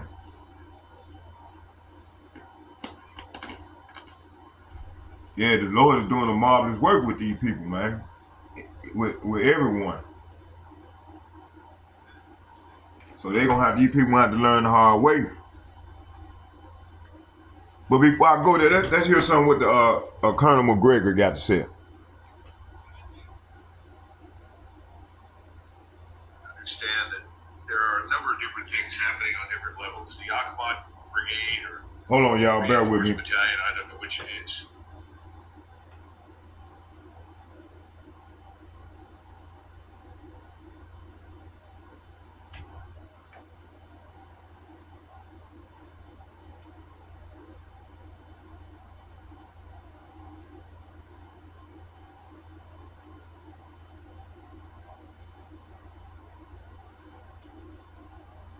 We'll start right here.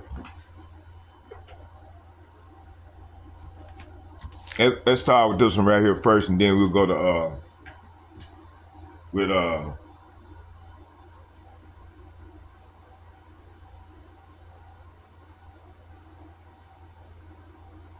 million people. You don't attack a country of 90. The United States is a declining empire. The Palestinians have demonstrated that even under genocidal oppression, they're not leaving. The Jewish part of Israel is 7 million people. Iran has 90 million people. You don't attack a country of 90 million with 7 million.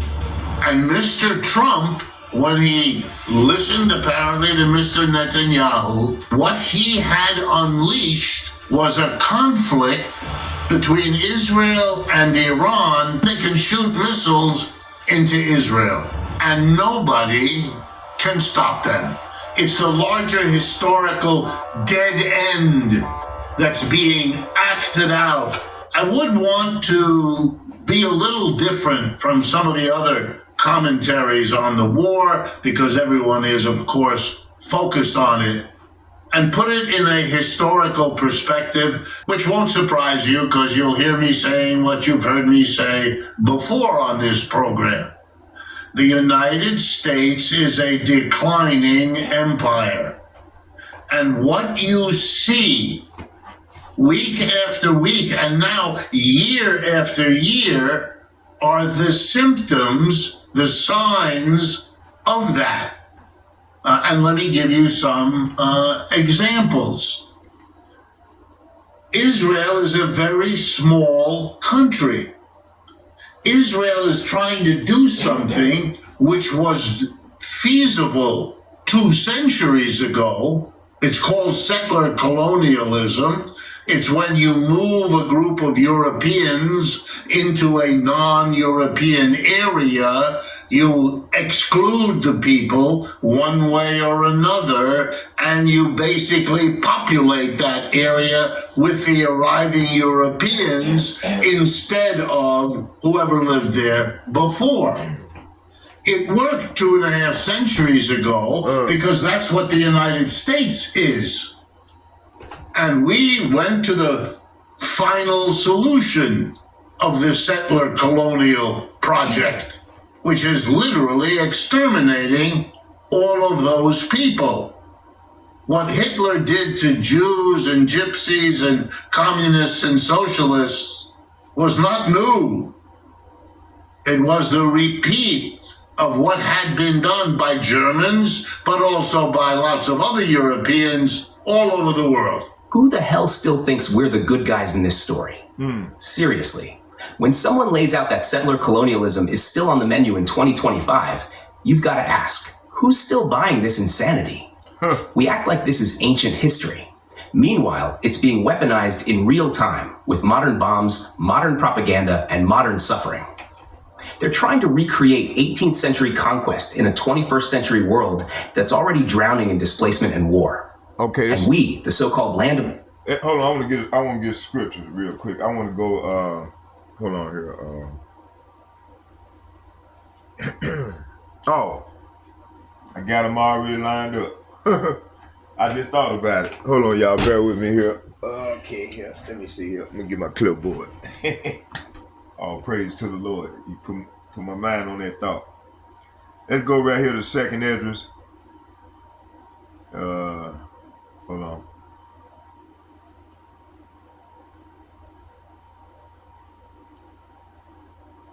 Second Ezra,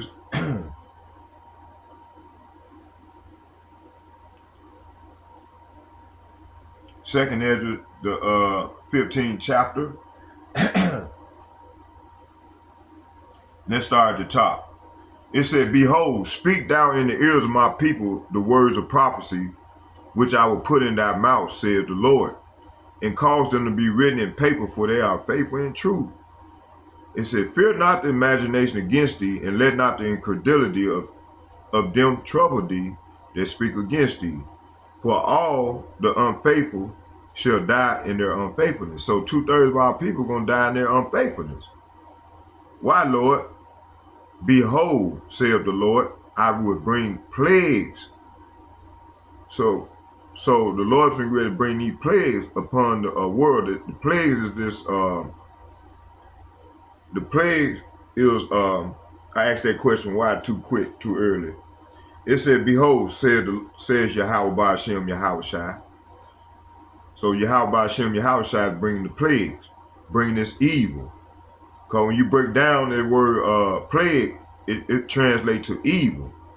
It said, "Behold, saith Yahweh Ba'ashem Yahweh Shai, I will bring plagues upon the world, the sword, famine, death, and destruction." Why, Lord?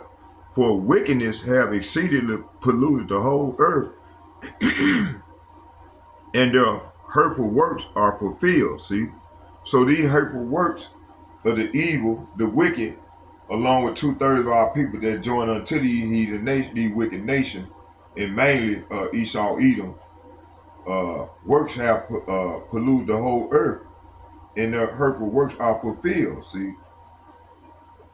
Verse 7, it said, "Therefore saith Yahweh Bahashem Yahweh Shai, I will hold my tongue no more as touching their wickedness, which they profanely." So that's profanely, how you use that word profane, what these peoples are doing. It said, "which they profanely commit, neither will I suffer them in those things in which they wickedly exercise themselves. Behold, it said, behold, the innocent and righteous blood crieth unto me, and the souls of the just complain continually." It's talking about us, the Israelites, that's complaining continually. Start with the elder apostles and bishops and the like-minded men on down to myself.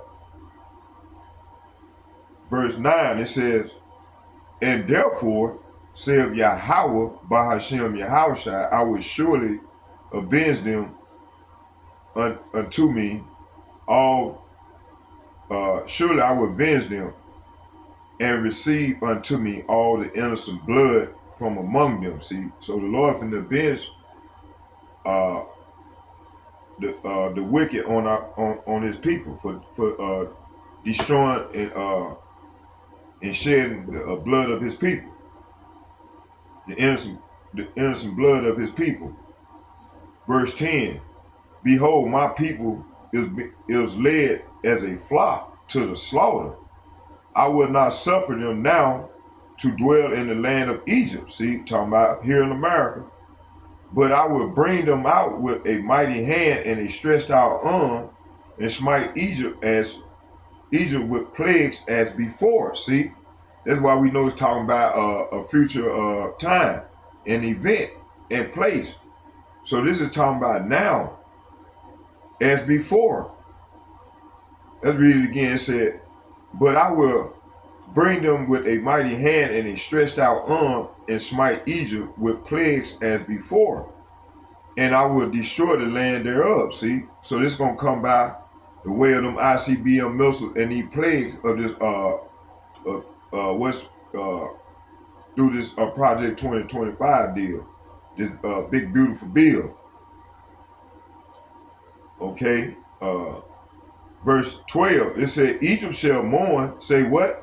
"Egypt shall mourn, and the foundation of it shall be smitten with the plagues and punishment that Yahweh Bahashem Yahweh shall bring upon it." See, smitten by the plagues and punishment that Yahweh Bahashem Yahweh shall bring upon it. How are he going to bring these plagues and punishment upon this place? By the way of the sedition among men. Man, it's a lot. It said right here, let's read 13. It said, they that till the ground shall mourn, for their seed shall fail through the blashing of the hail. The blashing of the hail. What is that blashing of the hail? With the fearful consolation. Verse 14. Woe to the world and them that dwell therein. Okay, let's go back to 13. That the blashing, that hail, it's a blashing of hail and the fearful consolation. Did we just not see them fighting? That's gonna it's gonna expand. The war gonna expand. Let's go right here to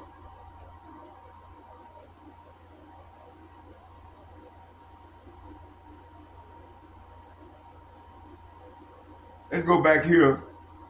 Let's get Isaiah chapter 28.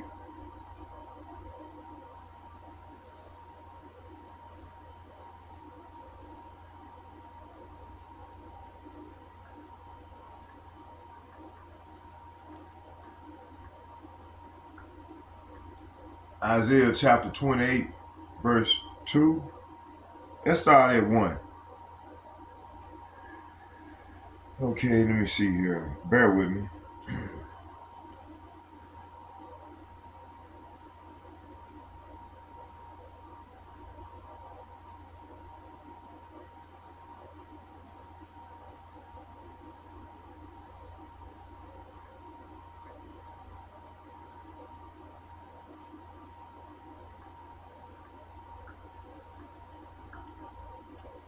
Isaiah chapter 28, verse, the first 2 verses. The vision of Isaiah the son of Amos, which he saw concerning Judah and Jerusalem in the day of Uzziah and Jotham, Ahaz and Hezekiah the king of Judah. Verse 2. Hear, O heaven, and give ear, O earth, for Yahweh has spoken. I have nourished and brought up children, and they have not, and they have rebelled against me. Okay. Let's get and jump down to 17.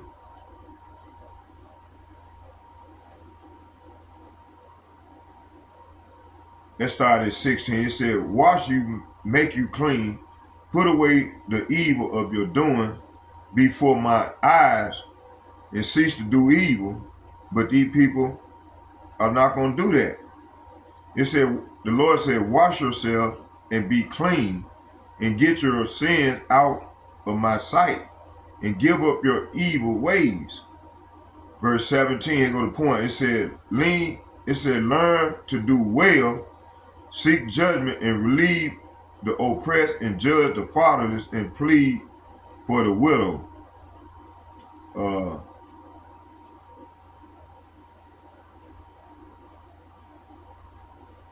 Let's get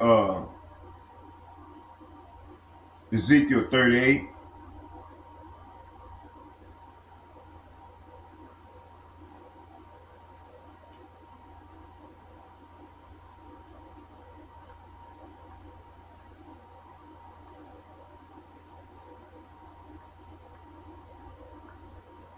Ezekiel chapter 38, verse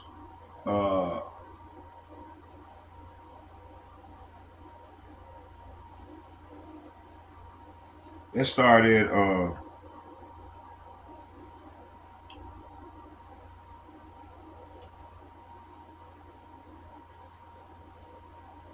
let's start at 21 and read 21 and 22. It said, and I will call for a sword, against him throughout all my mountains, saith Yahweh Bahashem Yahushai, Elohim, power. It said, every man's sword shall be against his brother. So the Lord gonna turn turn every man against one another with swords. So let me read again. It said, and I will call for a sword against him throughout all my mountains, all the governments, all throughout the whole earth, saith Yahweh Ba'ashem Yahushai. Every man's sword shall be against his brother. See? So the Lord is saying here in 21, I will summon the sword against you on all the hills of Israel, says the sovereign Yahweh Ba'ashem Yahushai. Your men will turn their swords against each other. This is going to happen right here in Babylon and throughout the earth. These people, all these nations, they going to turn against one another, against their countrymen. And more so here in Babylon. Verse 22, and I will plead against him with pestilence. That's the sword. It's gonna be its fervence in its perfection. It's gonna be them damn missiles.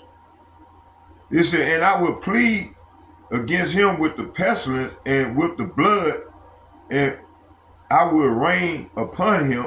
That's some ICB missiles, ICBM missiles, and upon his bands, and upon many people that are with him, and overflowing rain.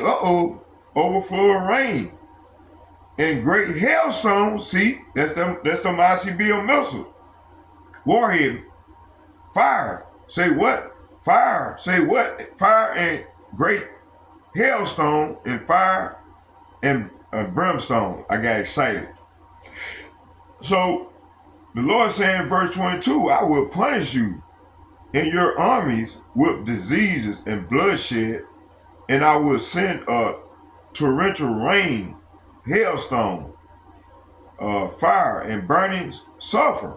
That's gonna come from the ICBM missiles, man. Okay. Let me see here. I just wanted to get that. I wanted to go here real quick. I want y'all to hear something real quick. Hold on. I was just watching this video here from the other economist named Jeffrey Sachs. And of the free are bankrolling it like it's just foreign policy. No, it's legacy violence. And here's the gut punch. It's not a bug of empire. It's the business model. And what he says next, that's where it explodes. The first book I ever wrote as a young man was a study of British colonialism in Kenya, in which I studied what the British did from the time they arrived to the time that an uprising of the African people there, known in the world as the Mau Mau Revolution, drove them out. And you see that everywhere in the world. The last century and a half have been and will be in the future called the era of anti-colonialism. It's the overwhelming story of the overwhelming majority of the people on this planet. India, which was a formal colony, China, which was half a colony, and so on. What Israel is trying to do is to go against a century and a half of historical movement in the opposite direction, to undo settler colonialism. Okay, let's go right here. I want y'all to hear this real quick. Hey, keep that in mind what he just said. Let me see.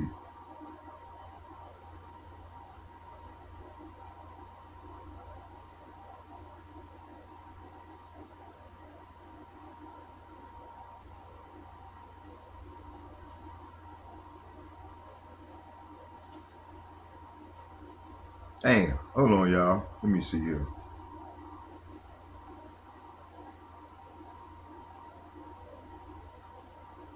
I want to talk to you about the war, peace, or the war becoming a peace, or the peace becoming a war, depending on which side of the bed Mr. Trump gets out of.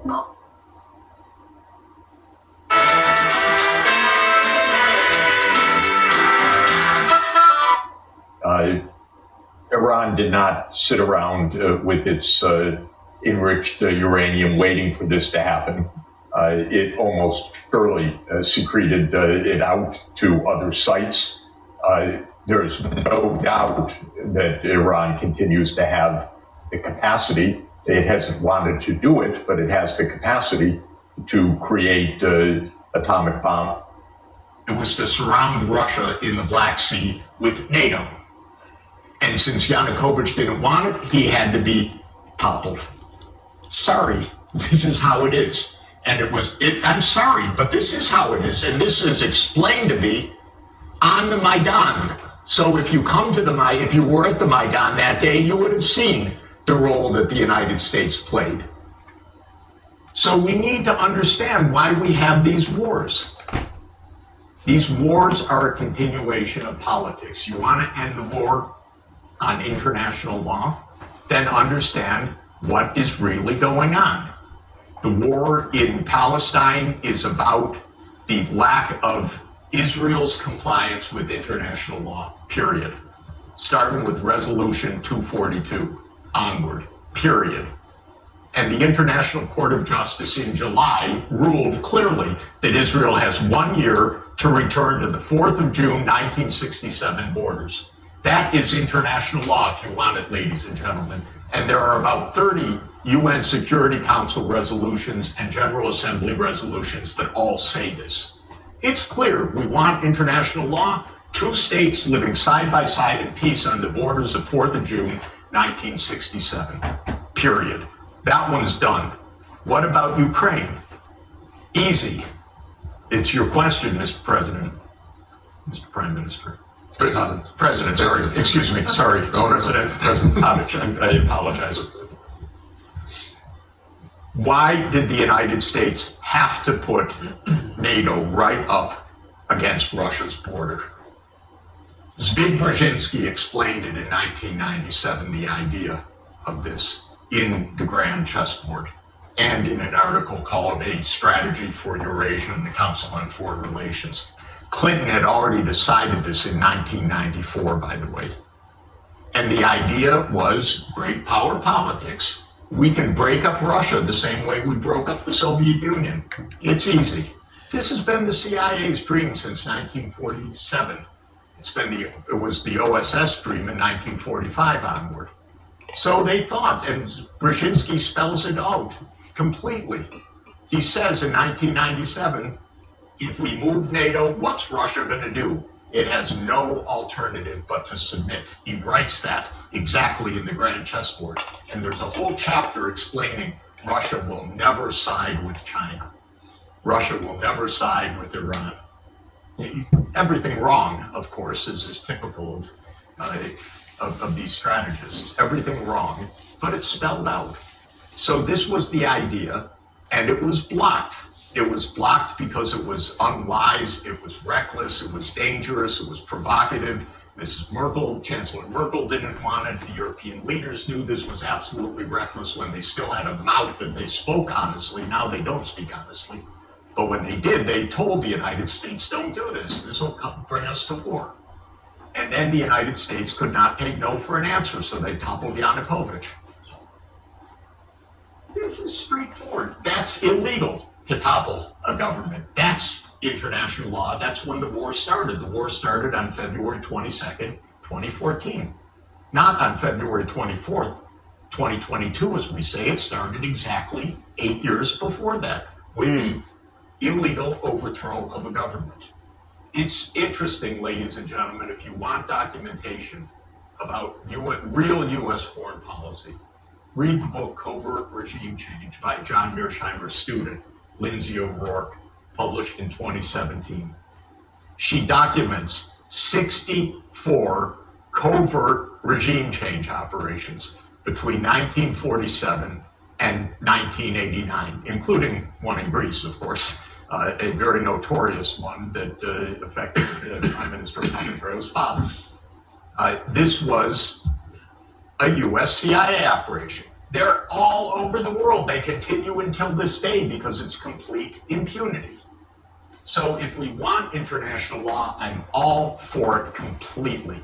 But please don't believe the simple narratives, because there's a lot of money that the U.S. pours into these narratives, and they're phony narratives. The real narrative is it's the biggest war machine in the world. It's got one overarching idea, which is hegemony. It's a delusion. It's going to get us all killed until that war machine is stopped. The best way to stop it is through international law and through understanding the truth. Thank you. Yes. Okay, so, bam. Now, let's go back to the scripture. Let's go back to the scriptures. Y'all bear with me here. Let me bear with me here. I got the, all right.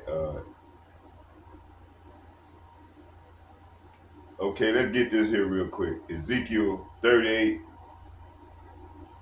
verse 21 through 23.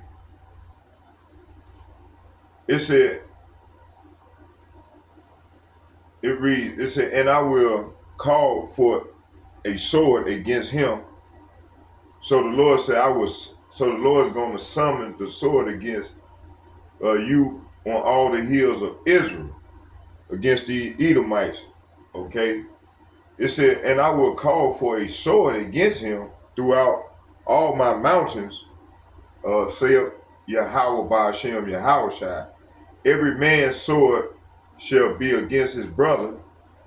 Verse 22, it said, and I will plead against him with pestilence and with blood, and I will rain upon him and upon his bands and upon the many people that are with him, and overflowing rain and great hailstone, fire and brimstone. See, so this is what's going to happen, y'all. Okay. So that's why the Lord is speeding up the time, man. That's why all this stuff is happening a lot at once, man. You know, we can't keep up with these prophecies no more. You know, y'all bear with me.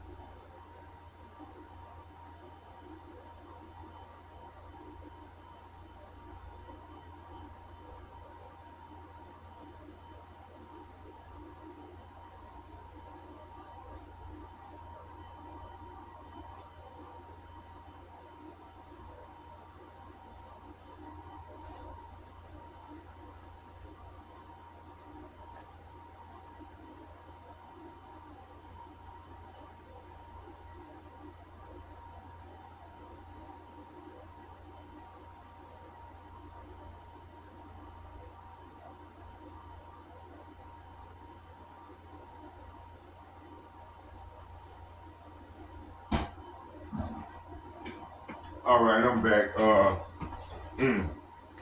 Okay, let's go on. See what I was talking about. Okay, we're gonna go about another 15 or 20 minutes, and then if it's the Lord will, I'm gonna go and process these videos, and Lord will, when I get ready to go out later on today, I'm gonna bring out the rest. So let's go back here. Let me see, what was it?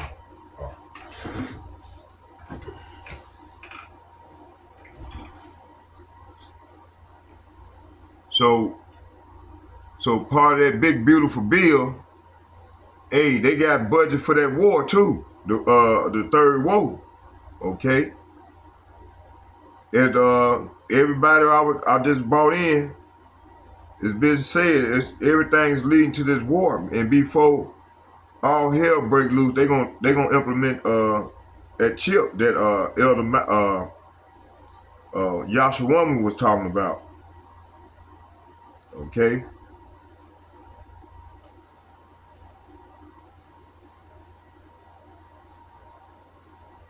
I'll bring out some more edification later on. I'm just gonna bring about 20 more minutes. Let's go back here.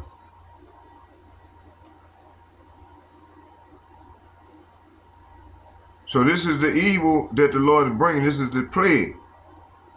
Matter of fact, I'm going to read it out of my Bible here.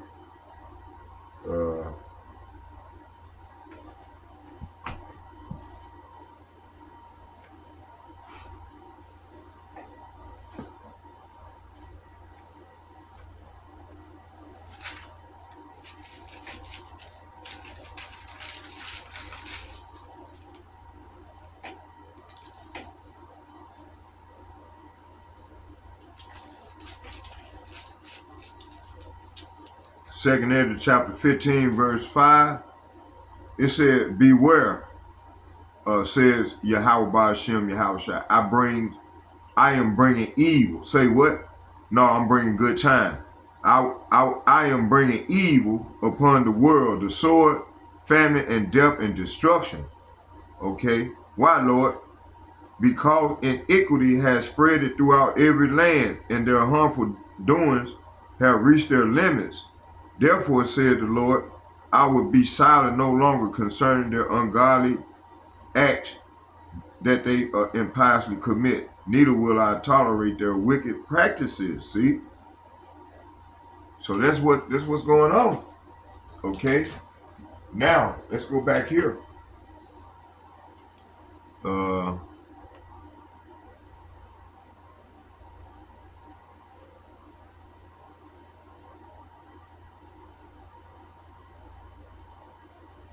So like we said, this isn't just about politics. It's about prophecy. Esau, Edom, final push to consolidate control before his kingdom collapses. Through Project 2025, we're witnessing the merging of technocracy, authoritarianism, and spiritual wickedness in high places. The so-called big, beautiful budget is not fiscal reform. It's a war manual targeting the poor, the righteous, and especially the elect of Yasharallah. Section 1, Project 2025. What is it? A 922-page document by the Heritage Foundation outlining how the next Republican administration, most likely under Trump, which is Trump, he's in office, will dismantle federal protections, centralize executive power, strip social programs, empower corporations, crush dissent and resistance. This is not a budget, it's Project 2025 in disguise. Pursuing, let's get Psalms 94 verse 20 real quick.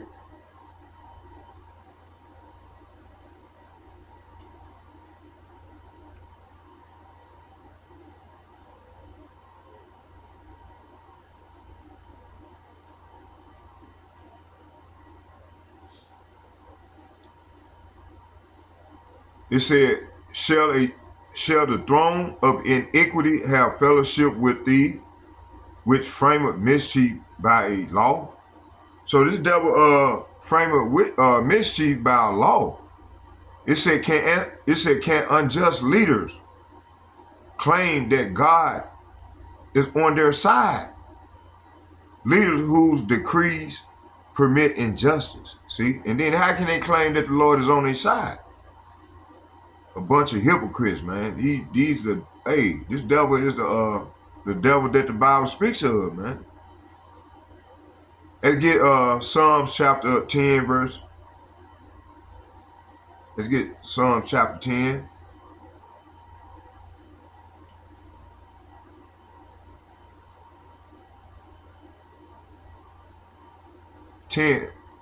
Psalm chapter 10 verse 1. It said, why standest thou afar off, O Yahweh? Why hidest thou thyself in the time of trouble? See, so starting with the elder apostles and like-minded men on down myself, we crying out to the Lord. We asking the Lord, why do you stand so far away? Why do you hide when I am in trouble? See? verse 2, it said, the wicked in his pride do persecute the poor. So this devil is persecuting the poor.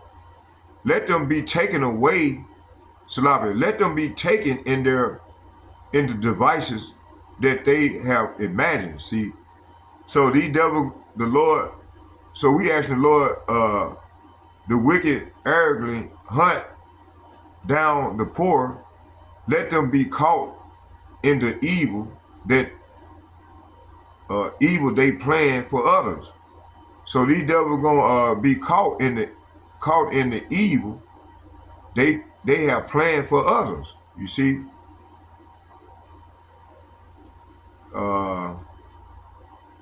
so section 2, it said FEMA disaster relief cut off, flood, wildfire, hurricanes, no federal help.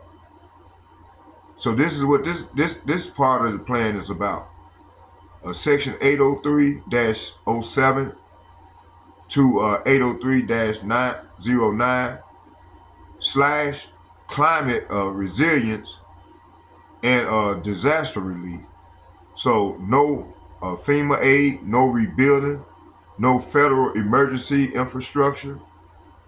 So the scripture that substantiate that is 2nd Esdras. Let's get 2nd Esdras 13 through 15. Let's get that real quick. Let me get it out of here. Hold on, y'all, bear with me.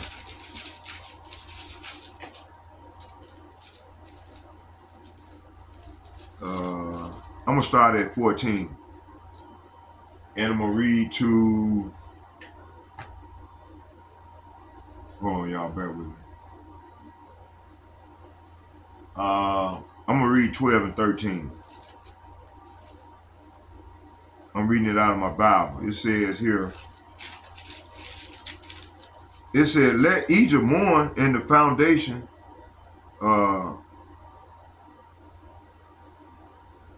Let Egypt mourn in its foundation because of the plague and chastisement and the castigation that the Lord will bring upon it. It said, verse 13, it said, "Let their farmers till the ground mourn, because their seed shall fail to grow, and their trees shall be ruined by blight and hail, by a terrible tempest." See, that's them missiles, man. That terrible tempest is them missiles, man. Them ICBM missiles, man. They're gonna be shot to and fro. Okay, that pursuing Isaiah 28, Ezekiel 38. You know, I just read it. Okay, so the elites. Oh, we gotta get Jeremiah chapter 25.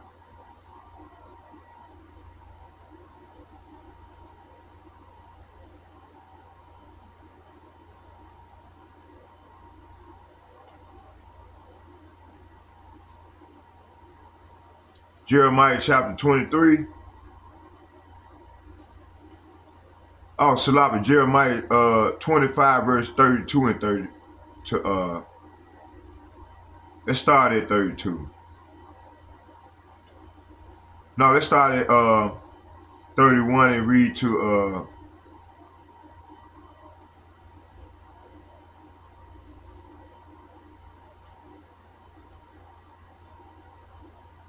33.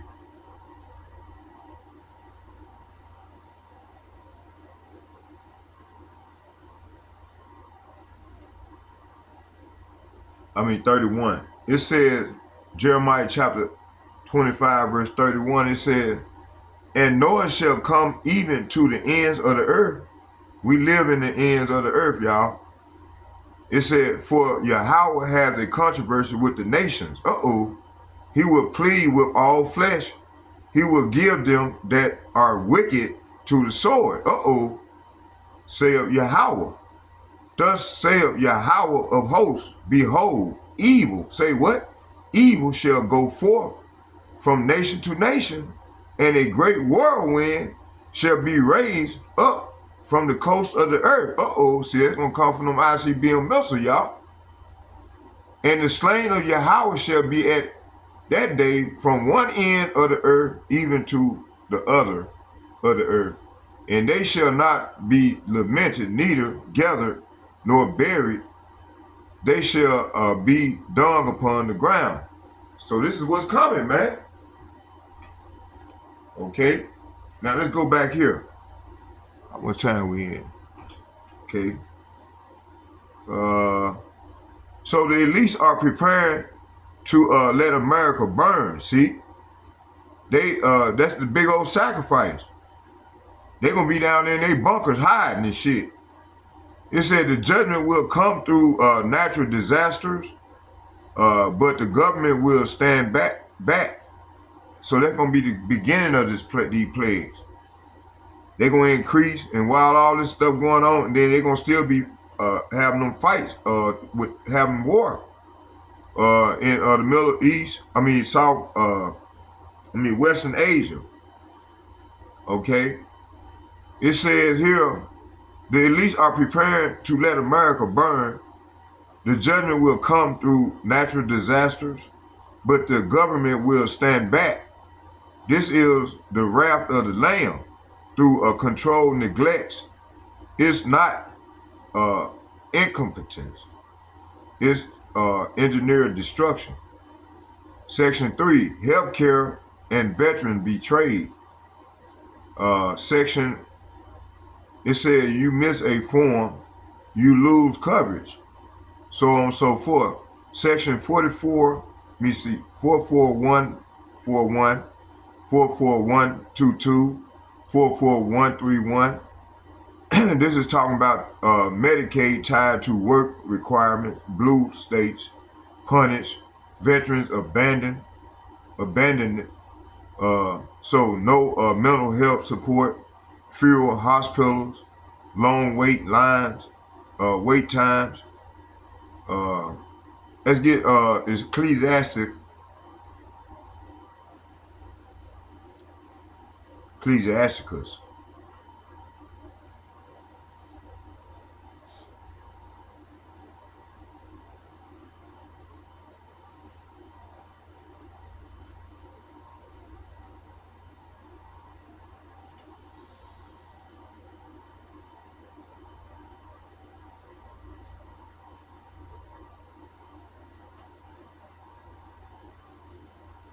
Ecclesiasticus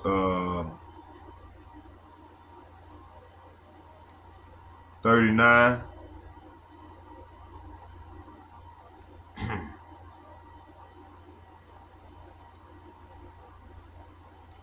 Verse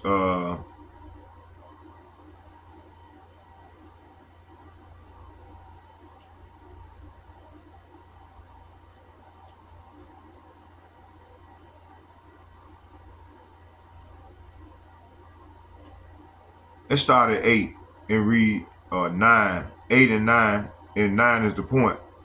He shall show forth that which he have learned, and shall glory in the law of the covenant of Yahweh by Hashem Yahushai. It says, many shall commend his understanding, and so long as the world endure, it shall not be blotted out. His memorial shall not depart away. His name shall live from generation to generation. Okay, what is this saying? What does this mean? Oh, Salapi, I'm reading the wrong chapter. I'm getting tired. Y'all bear with me here. I know that wasn't lining up. Let me see here. Let's go back. Get it. Let me see here. Ecclesiasticus chapter 38, verse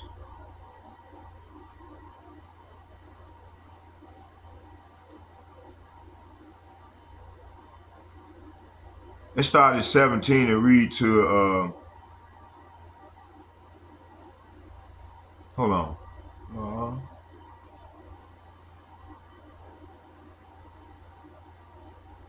Let's start at 8 It said, oh, it said, of such doeth apothecary make a confection, and of his works there is no end, and from him is peace over all the earth.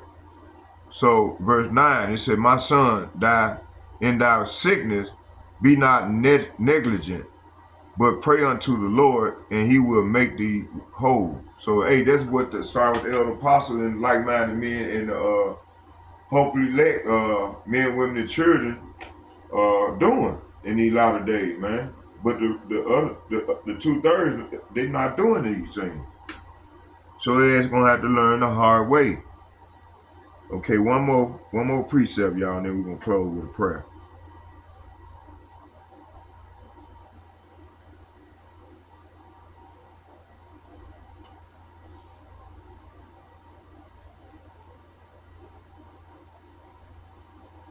I'm gonna take the rest out to the street after I get some rest, if it's the Lord's will. When I wake up.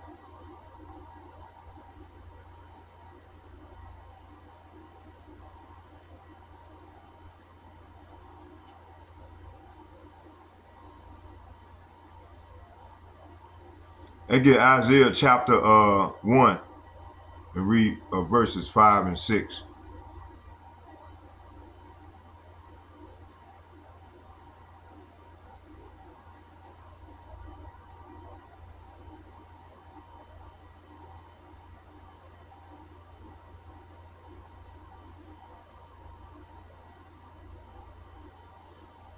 Actually, I'm gonna start at 4 and I'm gonna read to 6. It said, sinful nation, a people laden with iniquity, a seed of evildoers, children that are corrupters.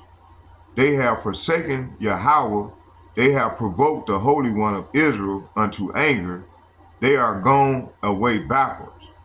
So this verse here is saying, oh, what a sinful nation they are, loaded down with a burden of guilt.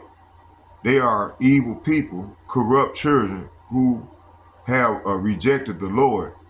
They have despised the Holy One of Israel and turned their backs on him. Talking about the children of Israel. Okay, why should ye be stricken into the more? Ye will revolt more and more. The whole head is sick and the whole heart faint. Why do you continue to invite punishment? Must you rebel forever? Your head is injured. Your heart is sick. Verse 6, it said, from the sole to the foot, even unto the head, there is no soundness in it, but wounds and bruises and petrifying sores. They have not been closed, neither bound up, neither mollified with ointment. So verse 5, it said, why do you continue to invite punishment? Must you rebel forever? Your head is injured and your heart is sick.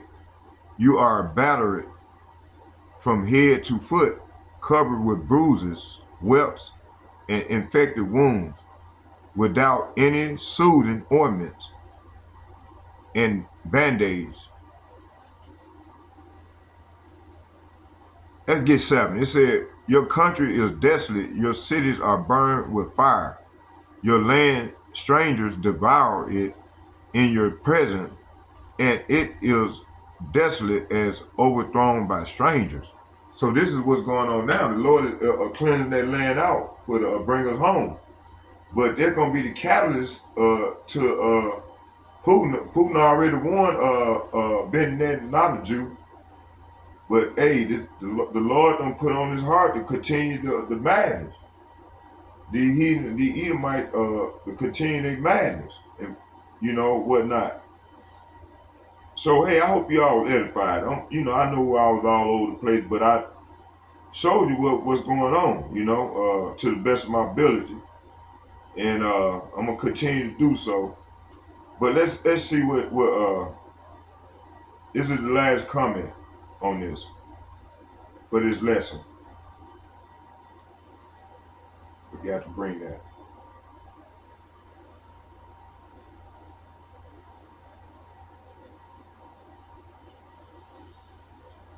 So Jake makes up the majority of veteran essential workers and those on Medicaid. This is targeted destruction. The same nations that send you to war won't help you when you come back broken. That's spiritual betrayal and physical genocide. 4. It said technocracy and the billionaire club. This will affect everybody who's not in the billionaire club. This is about control by technocrats, AI surveillance, digital IDs, corporations, BlackRock, Vanguard, etc. Zionist handlers and Esau Edom and these elites. Pursuing Revelation 13:16, he calls them all to receive a mark at Karama, the MRA Karama. Okay. Matter of fact, let's get it. Revelation 13.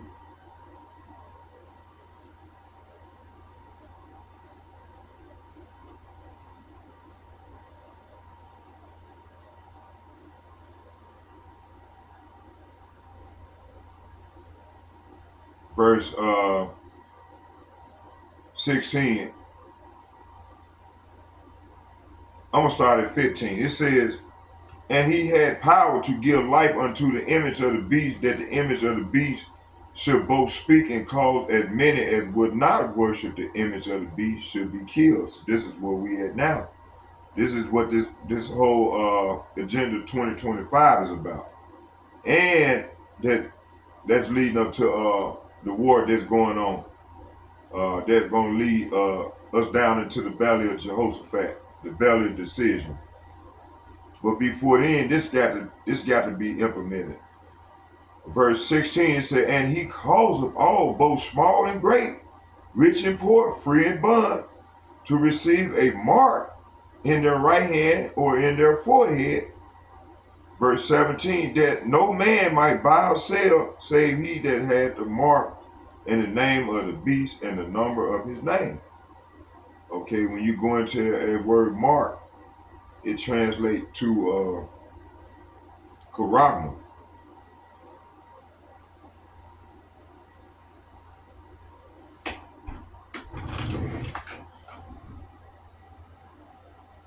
Karagma, 5480, a mark.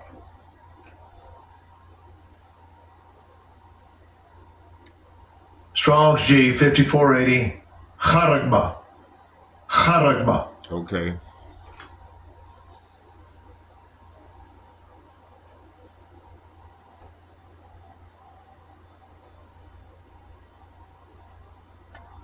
Strong's G 5482, Charax. Charax. To sharpen to the point through the idea of scratching. So they're gonna inject that chip inside your ass. Say a pills or state palisade.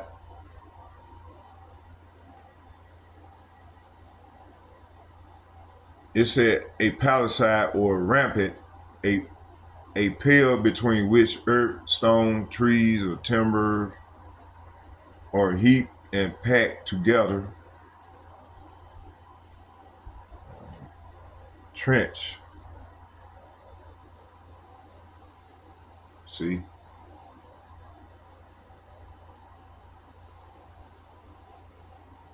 Siege.